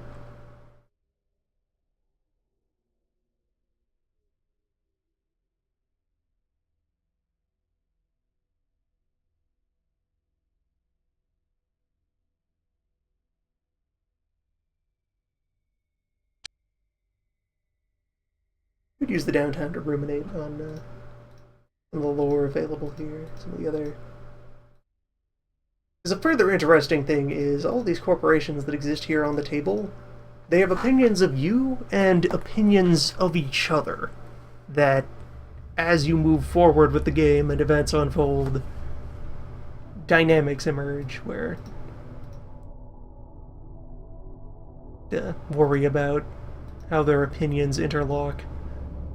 In particular, so as gone over earlier, a lot of these people are suppliers of things that we use in order to do our city defending. However, most of them hate each other for being involved in fairly similar businesses. Where, for example, the local police corp outright does not like MarSec. They hate MarSec and would love an opportunity to kick MarSec out of the city and so forth. Whereas MarSec would love the opportunity to bully them out of their position and become the local police. And so forth. And like Super Dynamics and the other major engine company, whoever they are, they don't like each other because they're opposing technologies that are competing for market share. General Metro, I think, doesn't like Transstellar. Is a problem area because they have a tiny bit of alien sympathy early on. The space travel company, are not too innately hostile to the idea of opening up contact with more potential customers. Tourist destinations? Maybe, who knows? So you gotta be very careful to watch Transstellar to see if they get corrupted. Because they are relatively open to being approached by the space folk. Which is then quite dangerous because they own the transit tubes that people use to get around the city.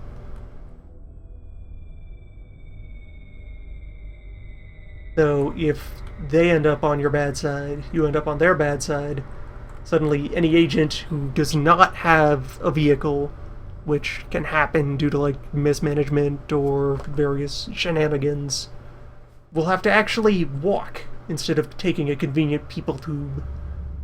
Throw them where they want to be. Solimine is friend of Marsec, so they are firmly interlocked. Marsec is the security company of choice for Solimine.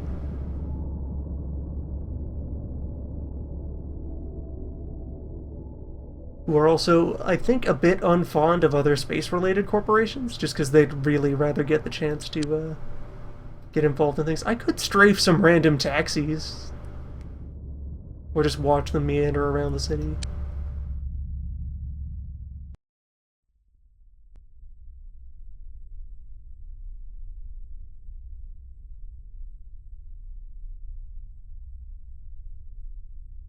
Yeah, just camera back on a portal. In a little bit, we should get the first UFO wave, and that'll give something to do. For now, though, let's see. Sensor Vision here, that's, I believe they're the TV company? Or, you know, the fancy future cyber TV. And so they are actually rivals with the Sport Ball League. With the Sport Ball League and I think Evonet? Or Evonet might be a computer company rather than that. If that's the case, then they are enemies of the Nano Company? Something. All the IT companies hate each other, all the entertainment firms hate each other. Lifetree and Nutravend, I think, are rivals because they both distribute commercial goods.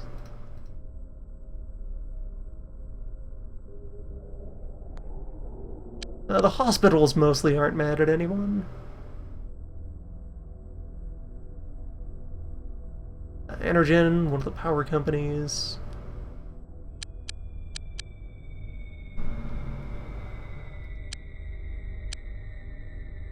Yeah.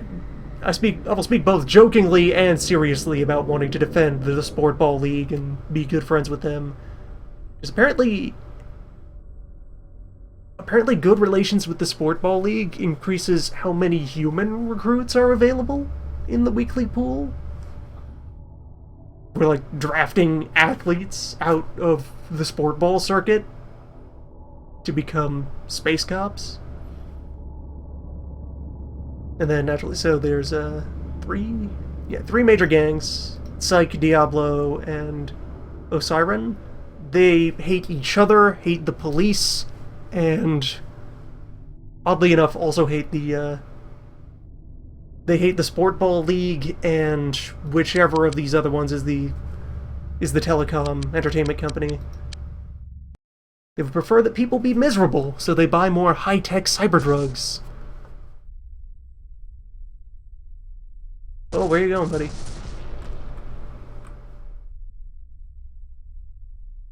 And yet the gangs will, like, proactively send out acts of biker hooligans to harass people. And also, I think most of these cars that are wandering around do belong to the police. Right, some of them are civilian. There are also many a police vehicle out here somewhere. And when UFO waves happen, the police will engage the UFOs to the best of their ability. Which is not much because police cars are not built for heavy air-to-air combat, but they try. And yeah, I went over earlier, Self, or the Robot Advocacy League. If you anchor them, robots stop showing up for recruitment. Mutant Alliance, likewise, but for hybrids. Did a building just collapse? There's a couple of holes in this highway.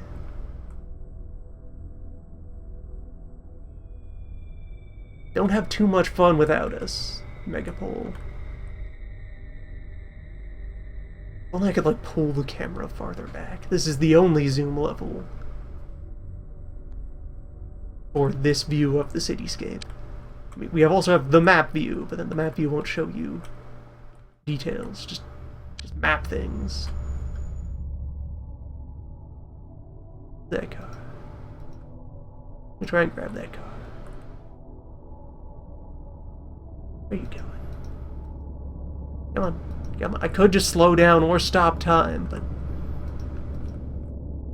try to time this. He's taking that exit. Come on. Come on. Come on, where are you going? disappeared into the shadow of the highway. He could be anywhere. Damn isometrics. Alright, there. That's a Megapole taxi.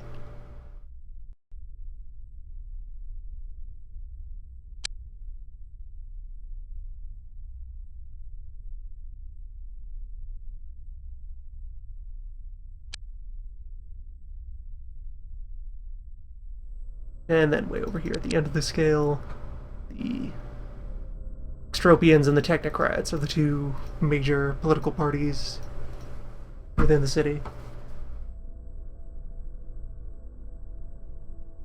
who differ primarily in aesthetics rather than actual governing policy.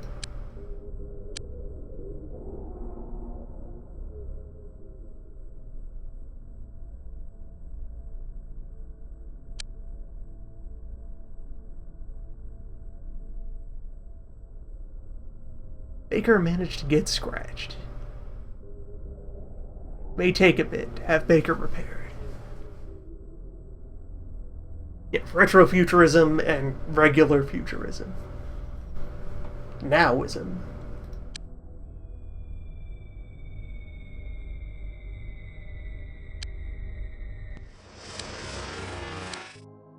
Okay.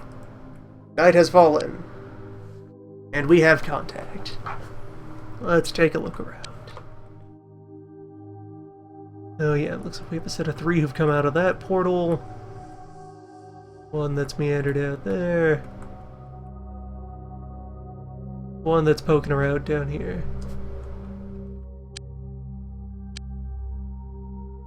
Our full list here available.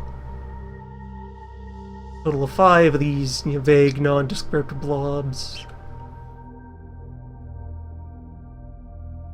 Art direction suffers on several fronts in Apocalypse. A lot of things are very bland. Let me personnel manage at home base. As mentioned earlier, like to avoid endangering any of my agents by having them, riding around as passengers during air combat. I am going to proceed to scramble all 6 of our light air vehicles. Try to shoot down as many things as we can. Also in terms of paying attention to stuff, you want to keep track of where these go while they are meandering around. Because any buildings they touch are likely to start developing a little bit of alien influence. And then by cross-referencing where these have flown with, we'll get activity spikes on the graph. We'll be able to deduce where you should raid and where you shouldn't.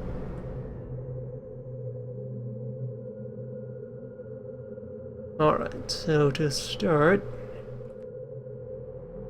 one off in this direction who was alone. Yeah, there you are. Take the vehicle list. And the hover car's after you.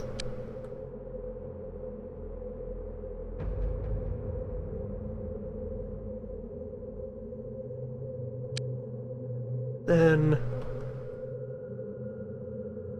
and an interesting nuance that this game adds to the air combat is, so for example, this UFO over here is floating about over the fancy rich neighborhood. All the big corporate offices and ritzy apartments and so forth. So if we start a fight while it's over here, all of these taxpayers are going to have their days ruined by any stray shots. Like, it's right here over the home of the Megatribe warriors.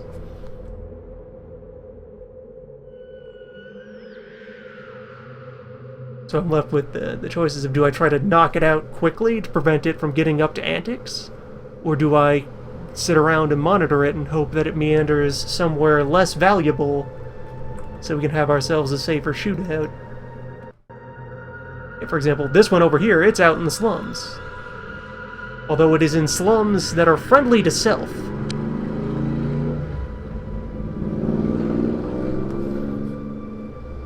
Conveniently featured, sound of bikers revving off to intercept whatever they may find. But yeah, so there's a substantial group here that I might also want to engage, but do I want to risk damage to the robot community by starting an air battle over one of the big robot neighborhoods? Or the weapon factories, or so forth. Oh, also, another reason that the transport company can very quickly become your enemy is the transport tubes are fucking everywhere. No matter where you start a fight, there's tubes, there's roads, and those belong to the transport group, and they will not be happy that you keep shooting up the tubes. But how can you not shoot the tubes? The tubes are everywhere. This is a city of tubes. Alright, for now, yeah, let's... we'll have the bikes ride out and engage. I'm gonna presume this thing is more important than the other globs.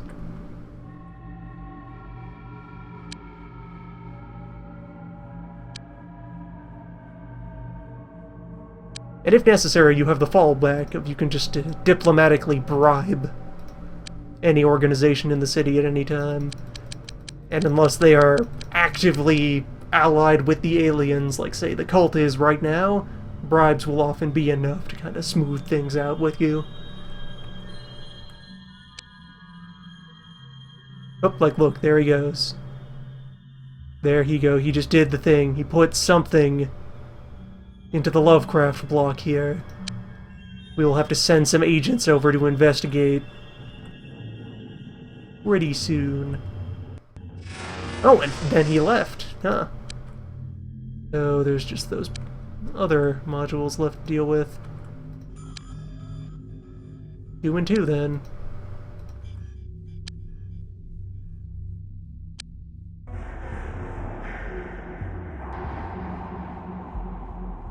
Means I should probably also keep an eye on these ones, see if I can spot where they do their action.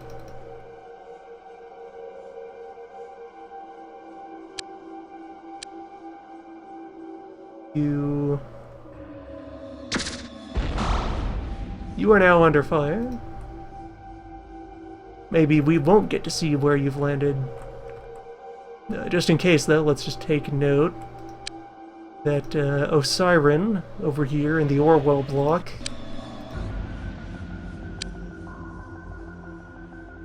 and this EvoNet Recyclatorium were both under its flight path. So if we see any complaints about alien activity from Osiren or the recycling company, these are the places to prod.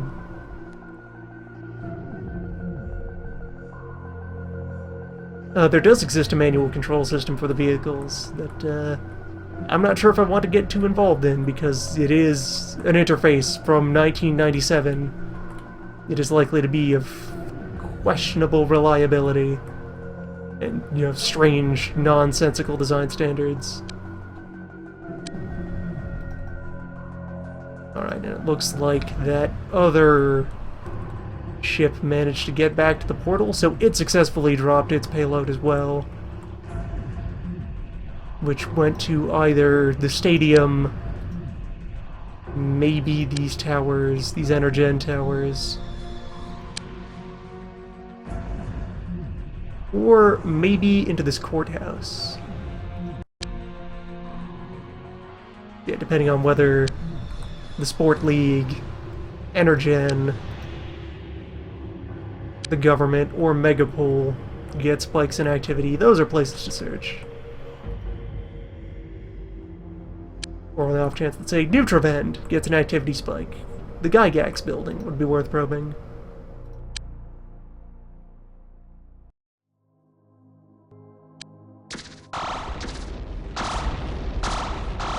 Our bikes have engaged the enemy, though.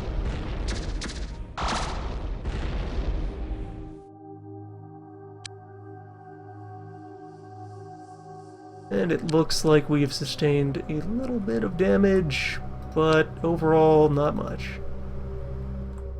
Having successfully downed 3 enemy craft.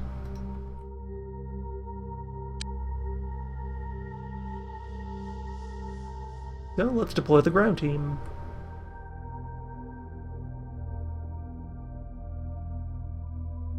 Where? Let's see, the biolab here, still not done with the transport module.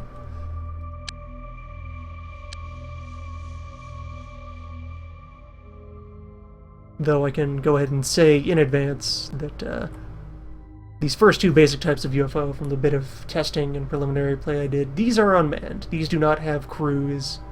So when you shoot them down, there won't be a follow-up ground mission directly, you just get to recover the wreck.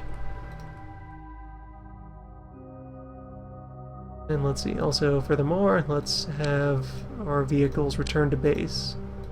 Although you don't innately have to. They can loiter for quite a while off of their fuel supplies.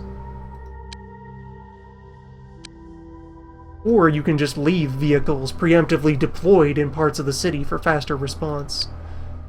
Even if you don't necessarily have bases for them to operate from.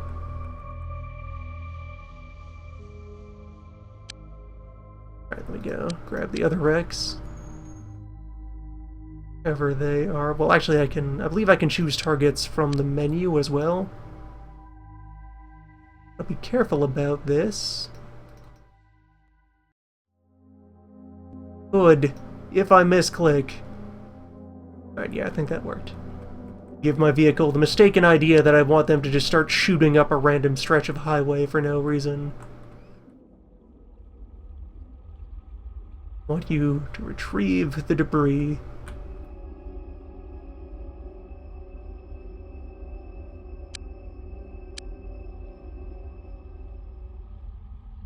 I'm not sure if I can take multiple wrecks at a time. They're not too far off anyway. Again, a feature of the higher difficulty maps is that they are larger, so that becomes more of a concern for your time management. Keeping your vehicles in convenient places and shuffling relevant stuff between your bases. Also, yes, there does exist the attack building button separately. That provides a bit of disambiguation there.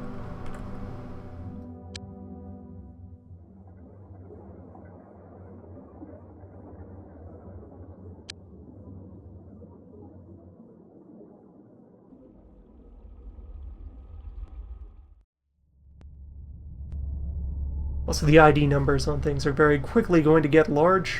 You can see they're already quite large, because there's all the incidental civilian vehicles that are taking up space on the number registry. The first 368 UFOs were, in fact, just cars, just traffic. Just the bus. Right, engineering doesn't have anything they can work on right now. They are completely idle. Let's see here. Has no new recruitment pool up yet. Although, that is because very little time has passed so far. So now we must watch the graph. Wait for confirmation of alien activity in the various mystery zones.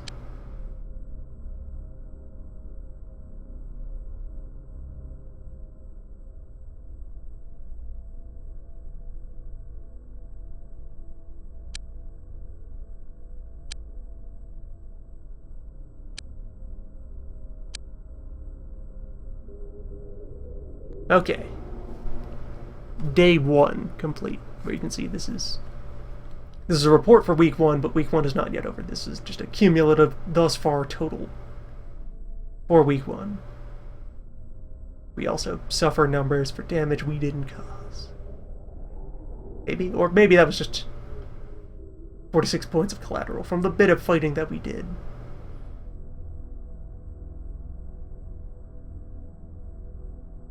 But yes, this score is what will eventually translate into escalation of alien activity.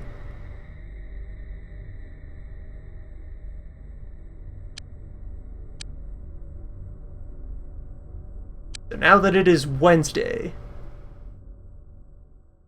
let's see, are there any new hire available? Welcome aboard.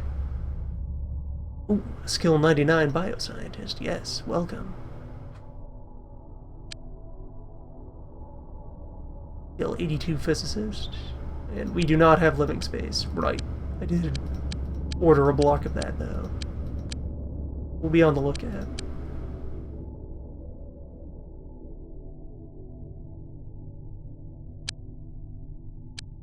Are any new cars for sale? Just chop up more cars. Marsec has not put out any new storm dogs.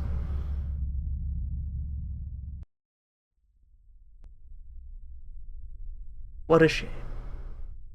No new dogs, no new bikes.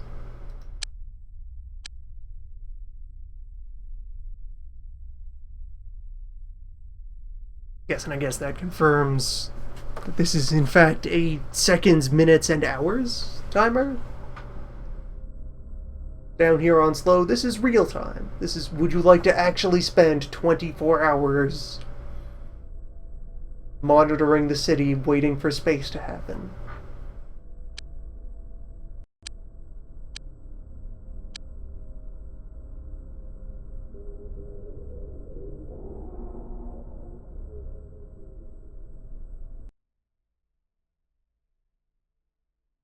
Astounding. 24 hours of real-time space cop action.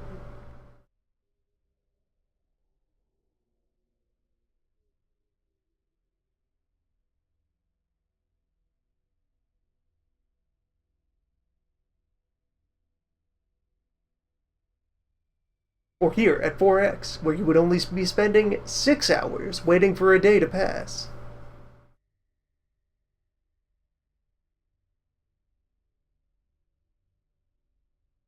That would be an idea for a gimmick.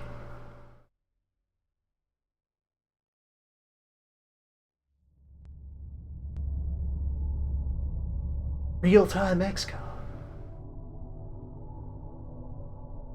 Make it a mobile game. Massively multiplayer XCOM.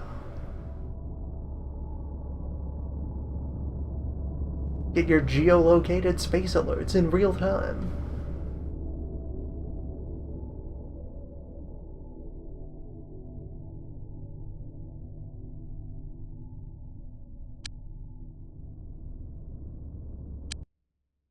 Alright, first research project in.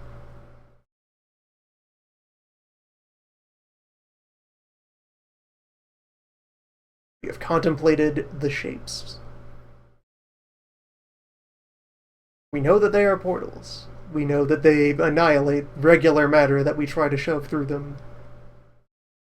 Unlock the secrets of how aliens move through these. Eventually.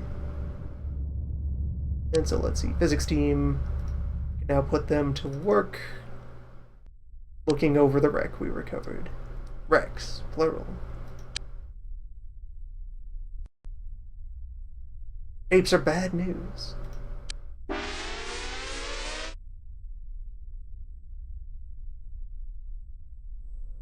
Alright, confirmation of which of those buildings one of those ships was able to infect. Yeah, down at the recyclatorium.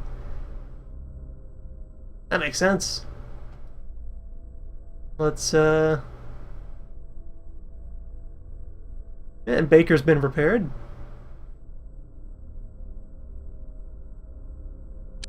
Let's equip the new guy.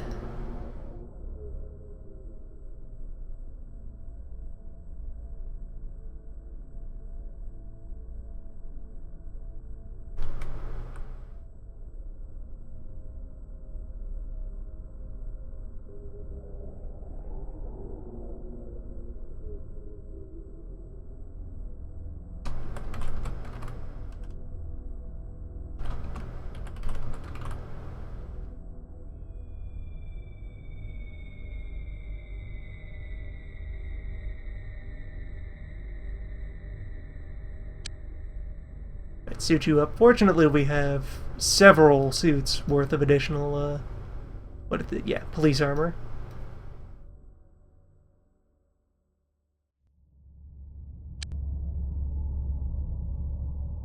Want to scrape together as many of those as we can. Marsec also has a body armor that they will start selling after a little bit. And let's see. Primary weapons we still have sitting around.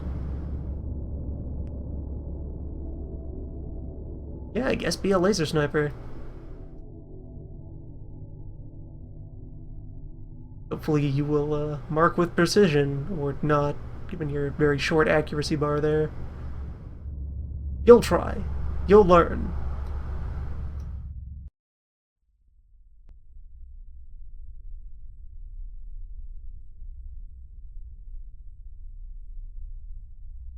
Maybe I should have someone use pants as a weapon. What if that's the secret technique? The new meta.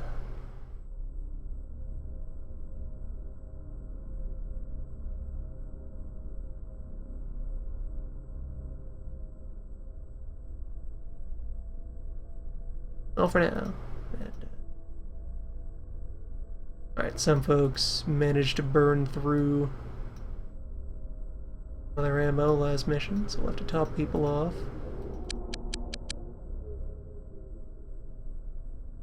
There's a powerful irritation lurking in the design of this. That there is not only bullet micromanagement, there's scarce bullet micromanagement.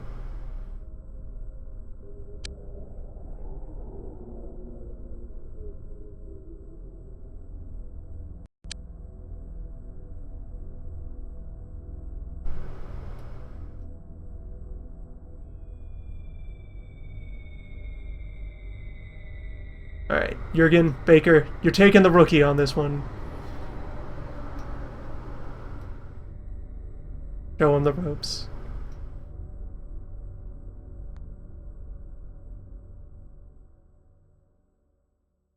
And yeah, just have the whole team selected and go investigating.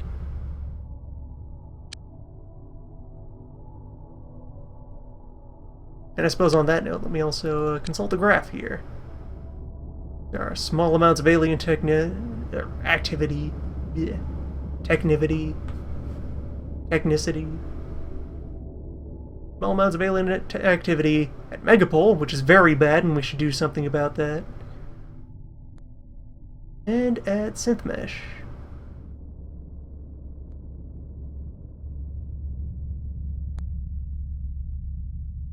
Let's see, it's on the graph here. That purple line is the threshold at which a group will get corrupted. It actually flip sides. So it's very small amounts of alien infestation that have occurred here after this first wave. This little tiny smidge. But it's the start of things that cannot be left idle. So let's see. There's a police arms factory over here.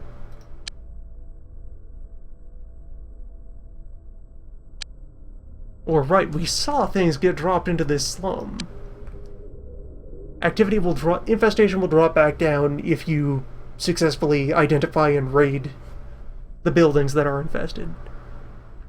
This activity corresponds to places on the map.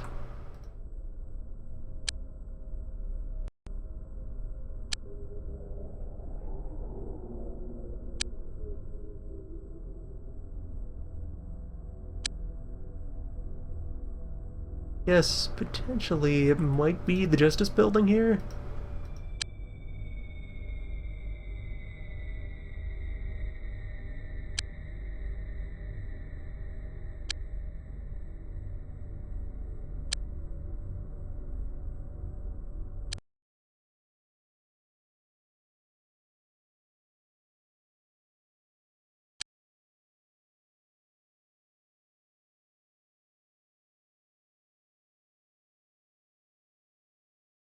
Alright, put our teams together.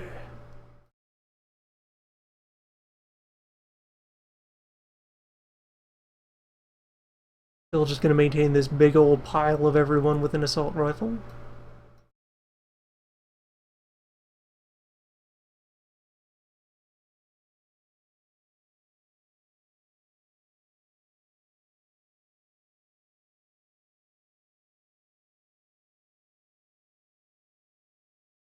Yeah, basically last time's layout, just with also the new guy.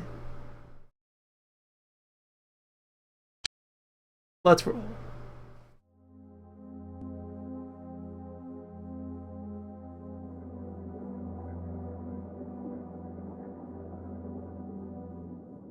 We're already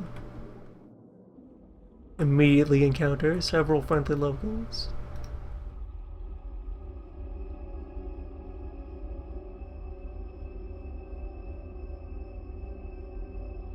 And we occupy the full width of the map. It's not a very big map.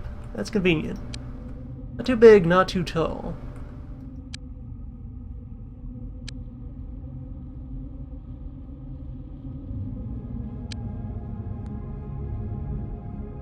Is a and like, look at this. It's a recycling center. There's garbage. There's heavy machinery.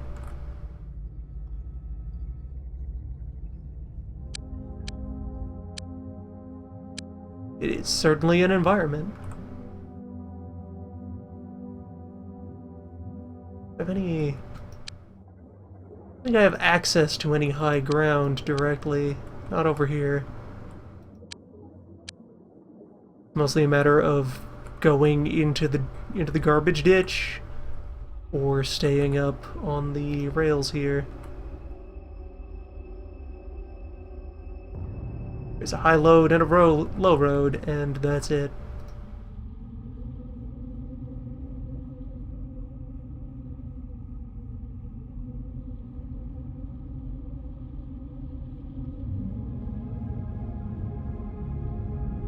What does line formation look like?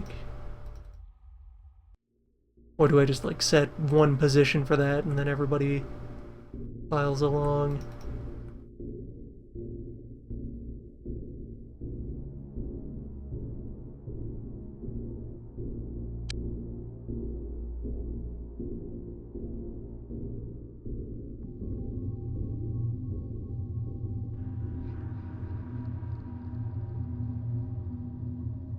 Yeah, in that case, let me have the rifle team go wide.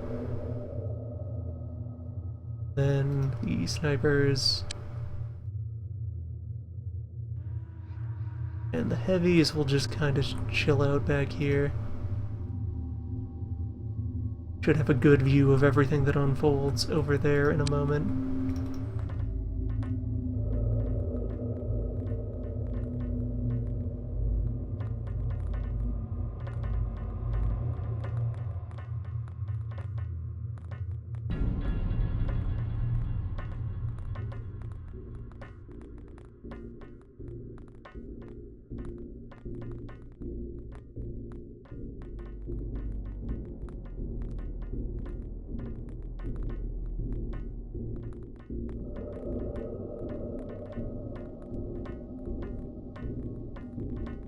Baker is just very on point. So very noticeably faster than our regular human agents.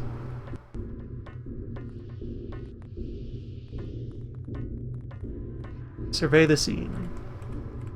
Tell us what we're dealing with.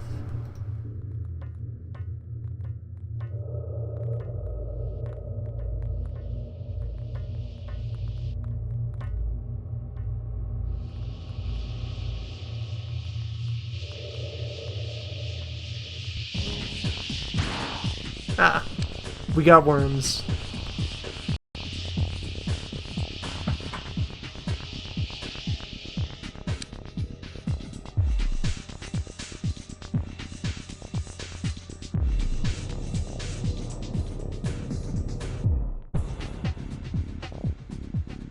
Alright, let's see where... There's the equipment screen. You take out your gun.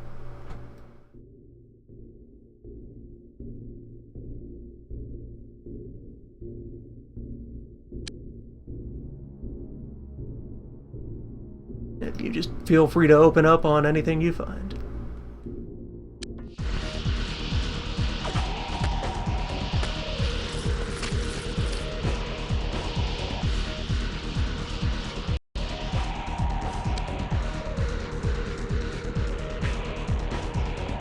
And we found a new friend.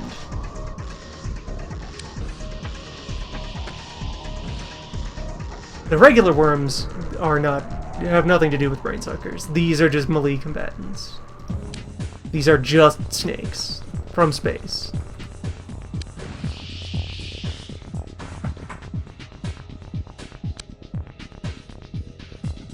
This is also just a snake, but like a more bigger snake.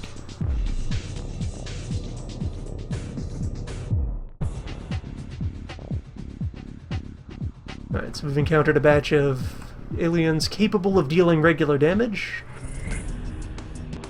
but in doing so they're also kind of much less dangerous than the other fellows with the brain pods. Okay, at least one brain pod man is here.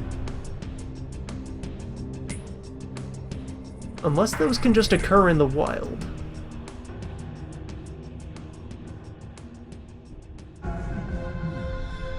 Either way, I want you folks to get out here and set up a nice firing line.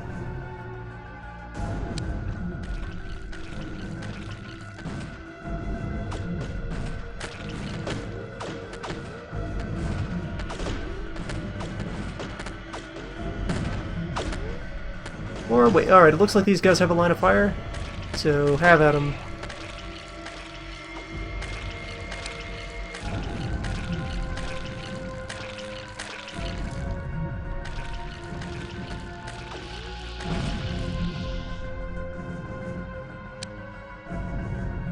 Okay, Baker apparently under fire. What? From the worm? I don't think the worm has projectiles, so unless something else is giving Baker guff. Jurgen, you're supposed to be there for your partner. We are all in this together. Oh, okay, there's a regular worm biting at him.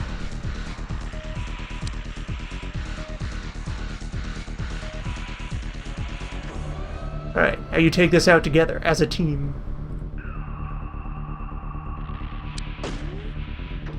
Where also, a further gimmick that I would love if it turned out to be feasible in the difficulty of the game would be to run this XCOM as though you were a police agency. Just move as small groups of investigators. Have yep, there we go. There's a brainman, a brain launcher man. Want him dealt with real quick, like. You have a shot? If you do, have at it.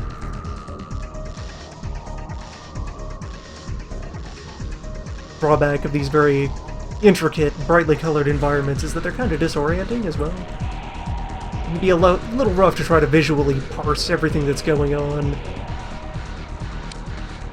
The art design suffers. Oh, there's a brainman. One of those down in the trench as well.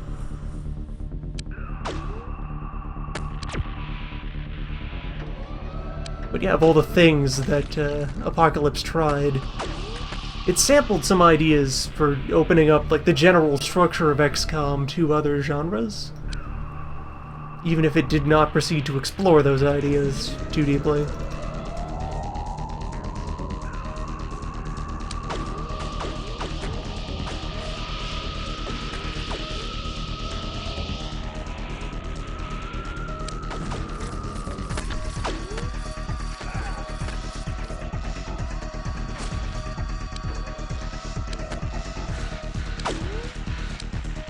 Apparently Baker doesn't carry much ammunition, right? It is just the one pistol that I gave Baker. Take out your stun rifle then. Your stun baton and just go to town.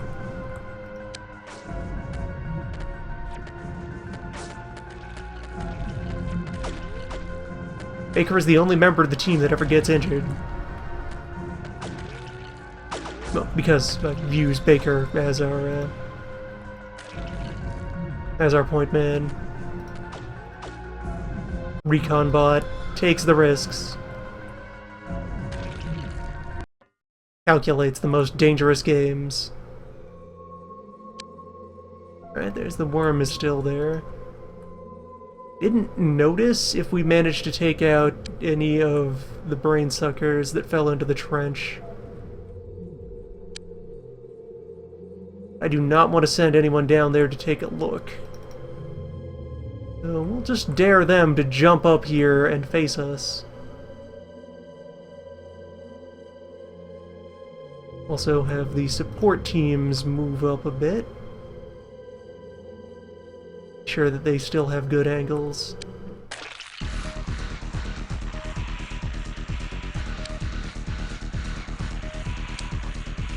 Alright, there's one Brandon,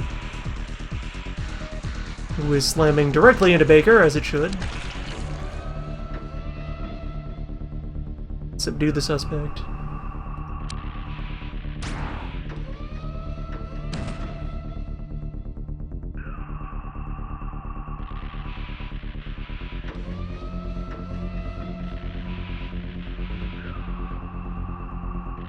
Situation is under control so far.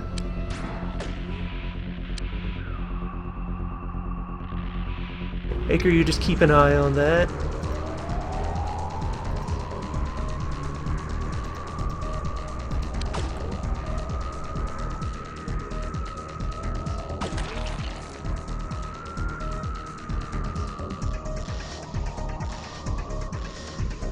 Yeah, and so furthermore, as a purist and a groggish fellow, way back when I first encountered Apocalypse and heard about how it had a real-time combat mode, I immediately scoffed at this idea and rejected it as outlandish folly. And the times that I sampled Apocalypse in ages past, I used turn-based mode. Or, as mentioned before, many of these mechanics are much ruder when playing in turn-based mode. And now that I'm actually trying it out, real-time mode flows pretty smoothly. Like, as long as it's executed reasonably well, real-time with pausing is pretty nice.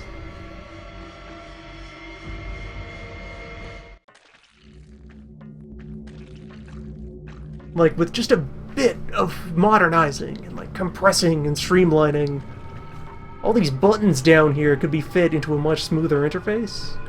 All the ideas that they exist to invoke. And then, once you've done that, there you are. Man with brain gun. I'm not sure how much ammo they carry for that thing. Might be possible to wear them out relatively quickly.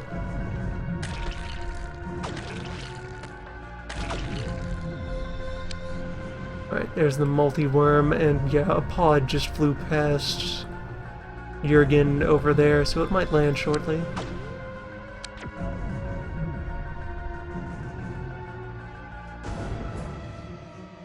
In fact, Jurgen, get back over that way.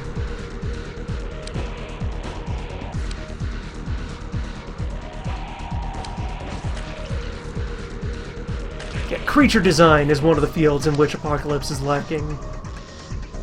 Most of the enemies are just kind of colorful meat shape.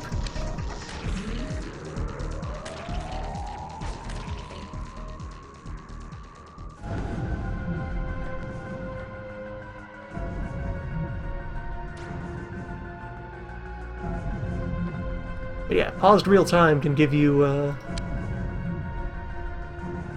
most of the the intricacy and potential for micromanagement that you might want to take out of a turn-based game.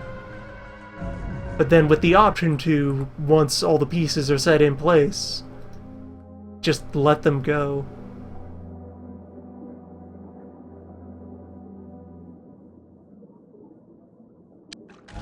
Yeah, the remaining aliens are all holed up in this segment of the plant.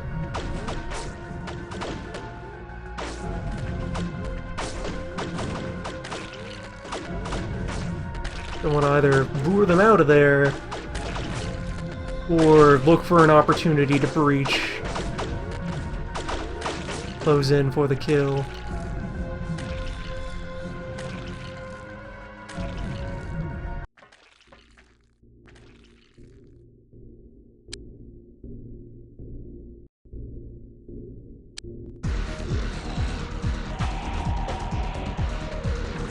Jurgen, do not take your eyes off that dead slug. That, I think it's still stunned slug.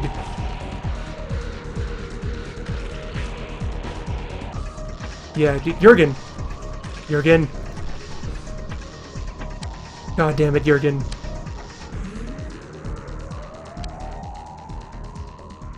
Jurgen, do not let that get away.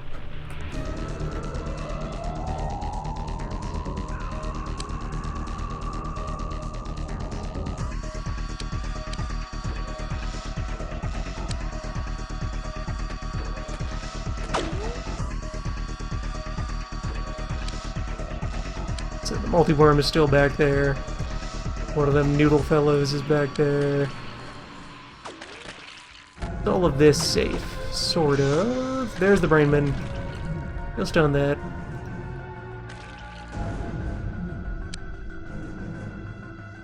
Also, let's see if the team has managed to subdue all of that. Yeah, it seems situation is okay. Alright, so let's make a run for it. Everybody get out there.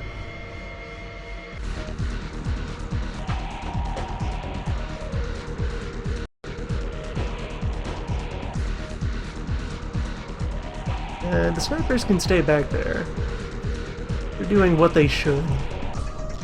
But then have all the autocannons move up to here. And Jurgen, you go cover your damn partner.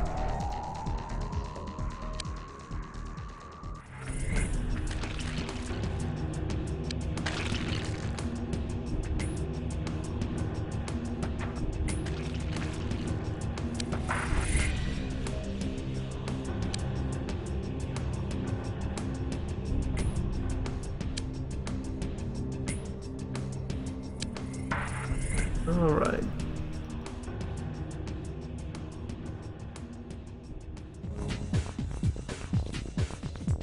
Got ourselves these platforms on elevators that lead down into the trench.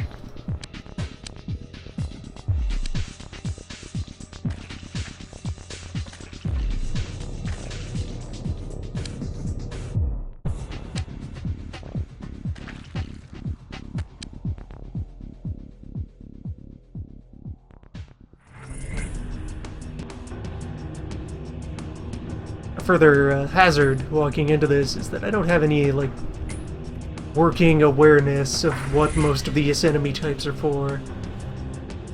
Like, I'm not even sure if, say, this tiny worm over here, does this have a gun? Is it a close combat worm? Is it an area denial worm? The mysteries. I know these fellows spit acid.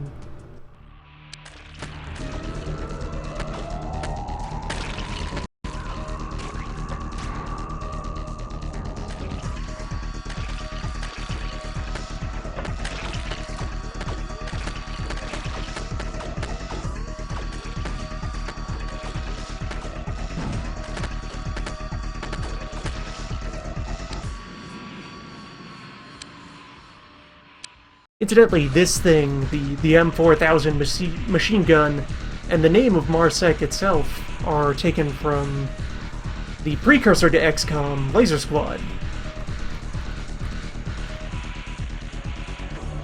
MARSEC and their signature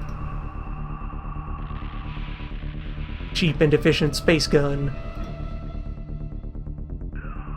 featured there. Which maybe I should try to dig up a copy of Laser Squad and see if that'll run.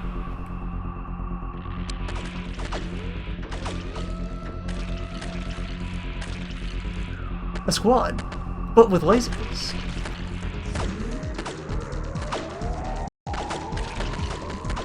We seem to be successfully taking ground here.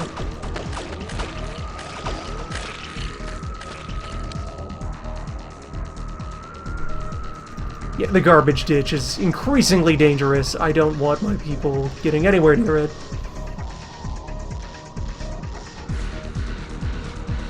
Actually, you know what? Yeah, walk up to the railing, Jurgen. Let's find out if the brain suckers can jump.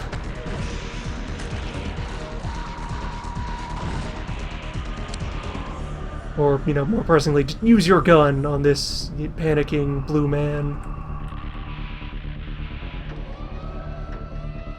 No casualties so far.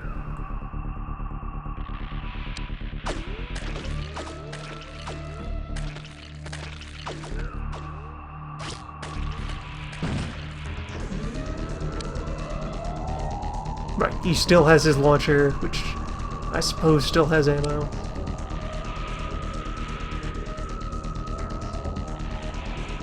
That's like jumping. Assisted jumping. The ultimate in symbiotic relations. When one organism launches another from a cannon.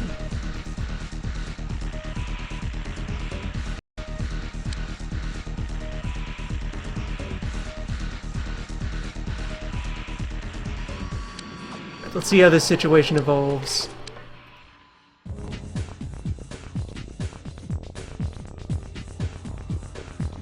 Because unlike some people,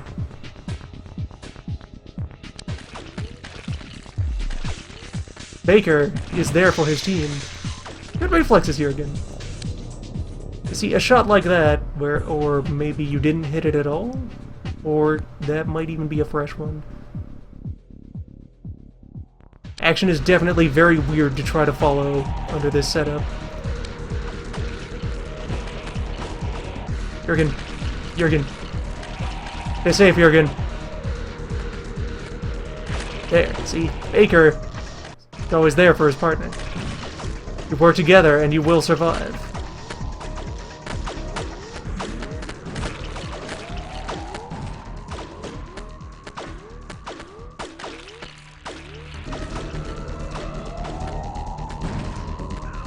And yeah, maneuvers like that only really possible when you're playing in real time. Especially since also, real-time play means that you and the enemy are spending your actions in parallel. Ah, one of you managed to take a hit. That's rough. Alright, so we got a worm up there that just popped. So let's actually back this team off.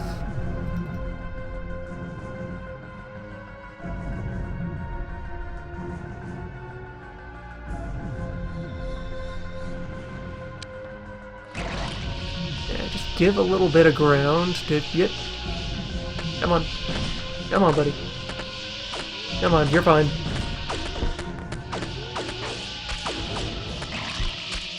Oh my, that's, that might be survivable.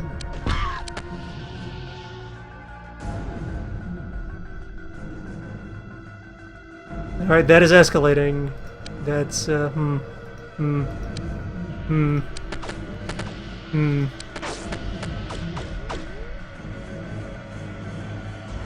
Alright, we have one down.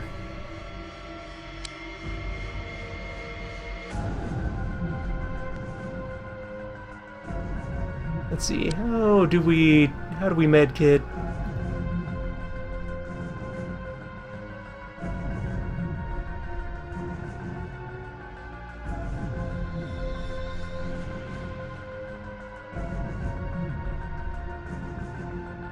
I don't know, maybe just trust them to sort it out in real time. What is this window doing here? Do you self-treat? Do I need to have somebody else grab their own kit? Alright, to be noted, those were explosive. Things I did not know about the cyber future.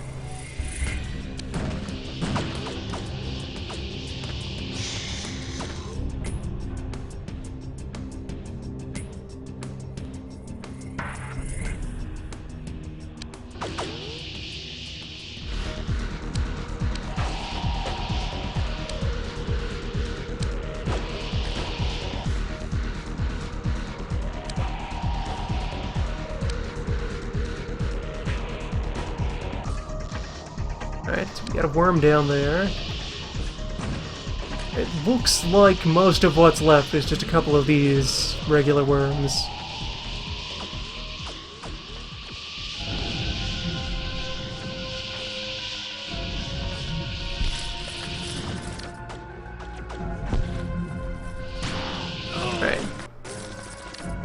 Yeah, Baker, get out of there.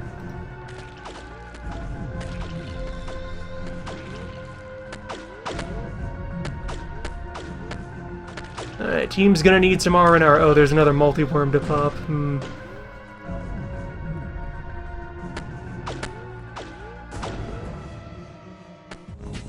out of here.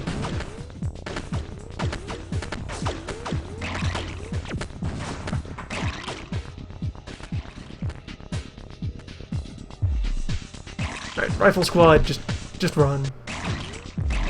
Escape while you can. Lufa's dead.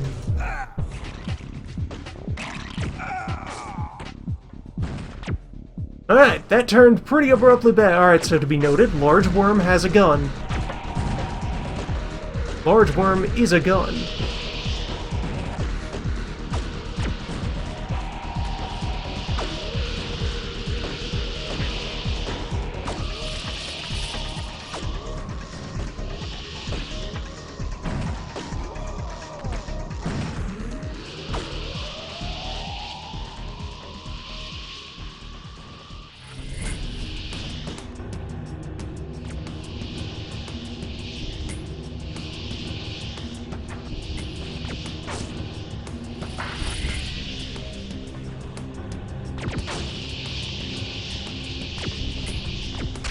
I feel like I'm gonna need a replay to dissect the ways in which that situation collapsed.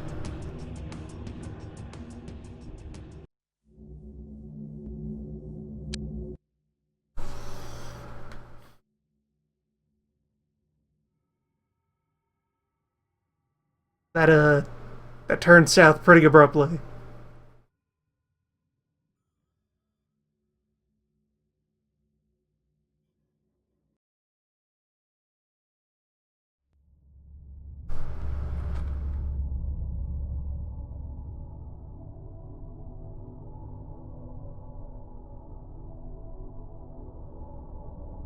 That's a scenario that might even merit a reload in order to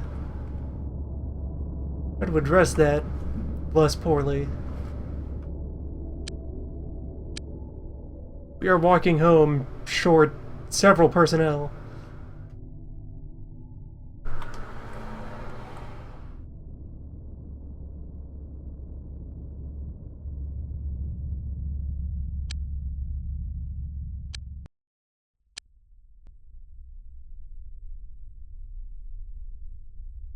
Perhaps develop a sense for how to interface with grenades.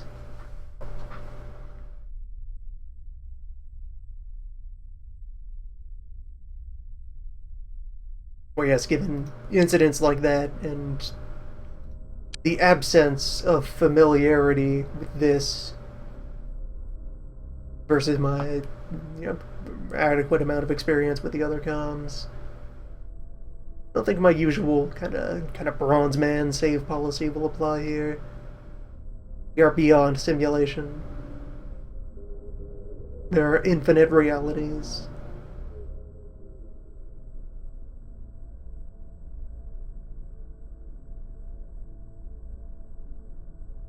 Marsec demolition charges, I believe, are for sale right away.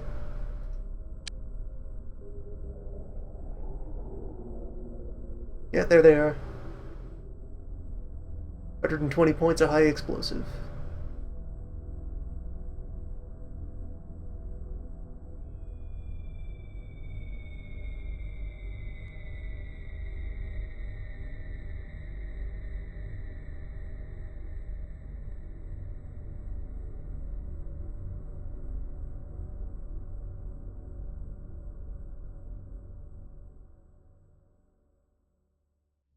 But yeah, my main concern is with the recruitment pool so constrained, my usual policy of, people being an expendable, meat cyclone of fresh blood getting cycled in, or just any mission you can walk away from, that might not hold up here because of this, which for agents I would point to as being a really bad design decision on their part.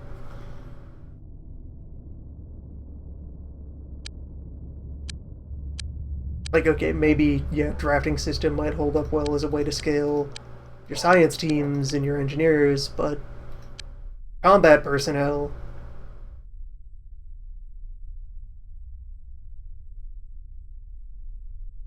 or regular human combat personnel, maybe have a system like this for, the robots and the hybrids, since they're more valuable units that you're supposed to have limited access to.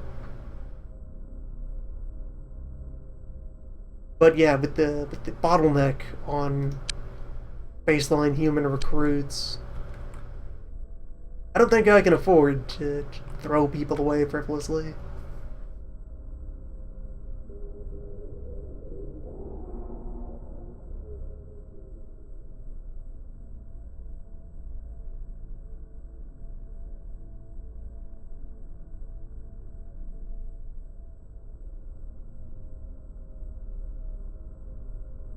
You know what? Let's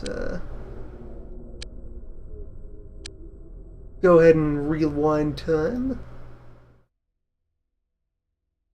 Back to over here. When everyone was alive and well and things were perfect. Yeah, we'd already brought in Yamashita. Hadn't relabeled them. Deal with that now.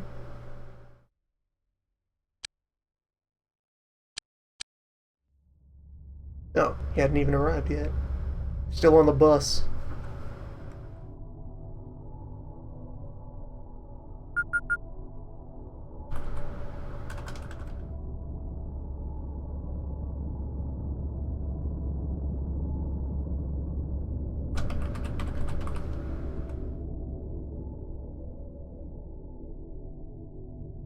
Yeah, cutting-edge quantum physics research has allowed us to put the whole operation in superposition. Yeah, that's it.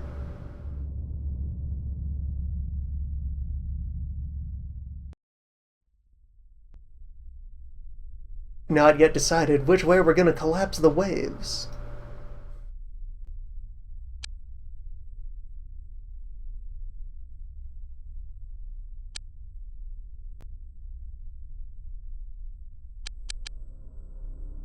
Wait for Yamashita to show up. There's his taxi.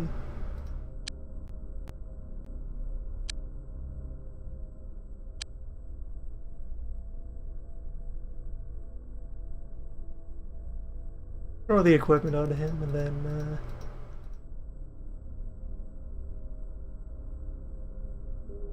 I feel like I don't want to push my luck as far as the stability of the software. So, although it's a bit disappointing and shameful to have so little of combat and gameplay occur here in an opening session, I think once we have him stowed away at HQ, get him all dressed up, then we will throw down the save.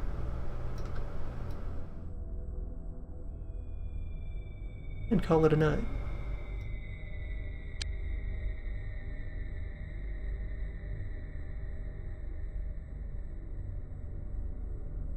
It would definitely appear that I need to get myself more gun.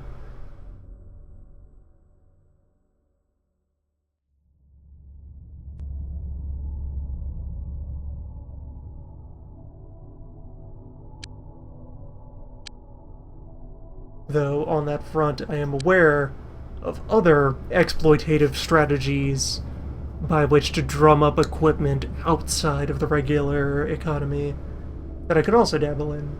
Where, at first, having just read about them, I figured, no, I'm not going to resort to that. That just sounds silly. That won't be necessary. But if we're using it to overcome an otherwise rude and counter-fun limitation of the mechanics, I'll be down to try that out.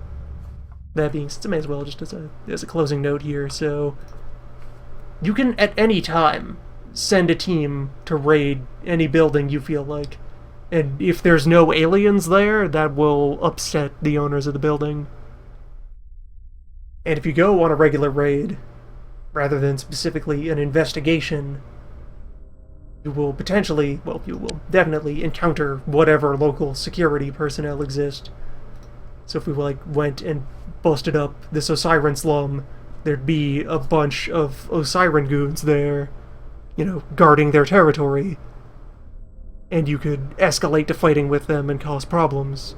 However, if you show up at a building that belongs to someone who isn't hostile to you, start a raid, and only bring non-lethal weapons, you can just run around tasing everyone unconscious and stealing their stuff. And when you walk away, because nobody died, you're fine. Nobody gets mad. Just a classic XCOM prank. So you can use that to farm up a bunch of equipment and experience. Perfectly normal space police operation.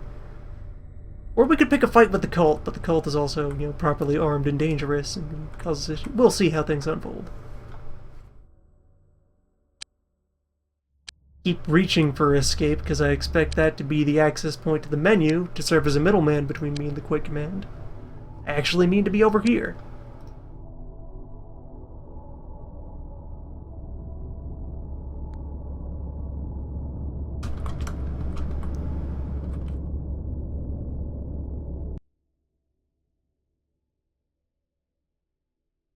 Next time. Next time, we engage.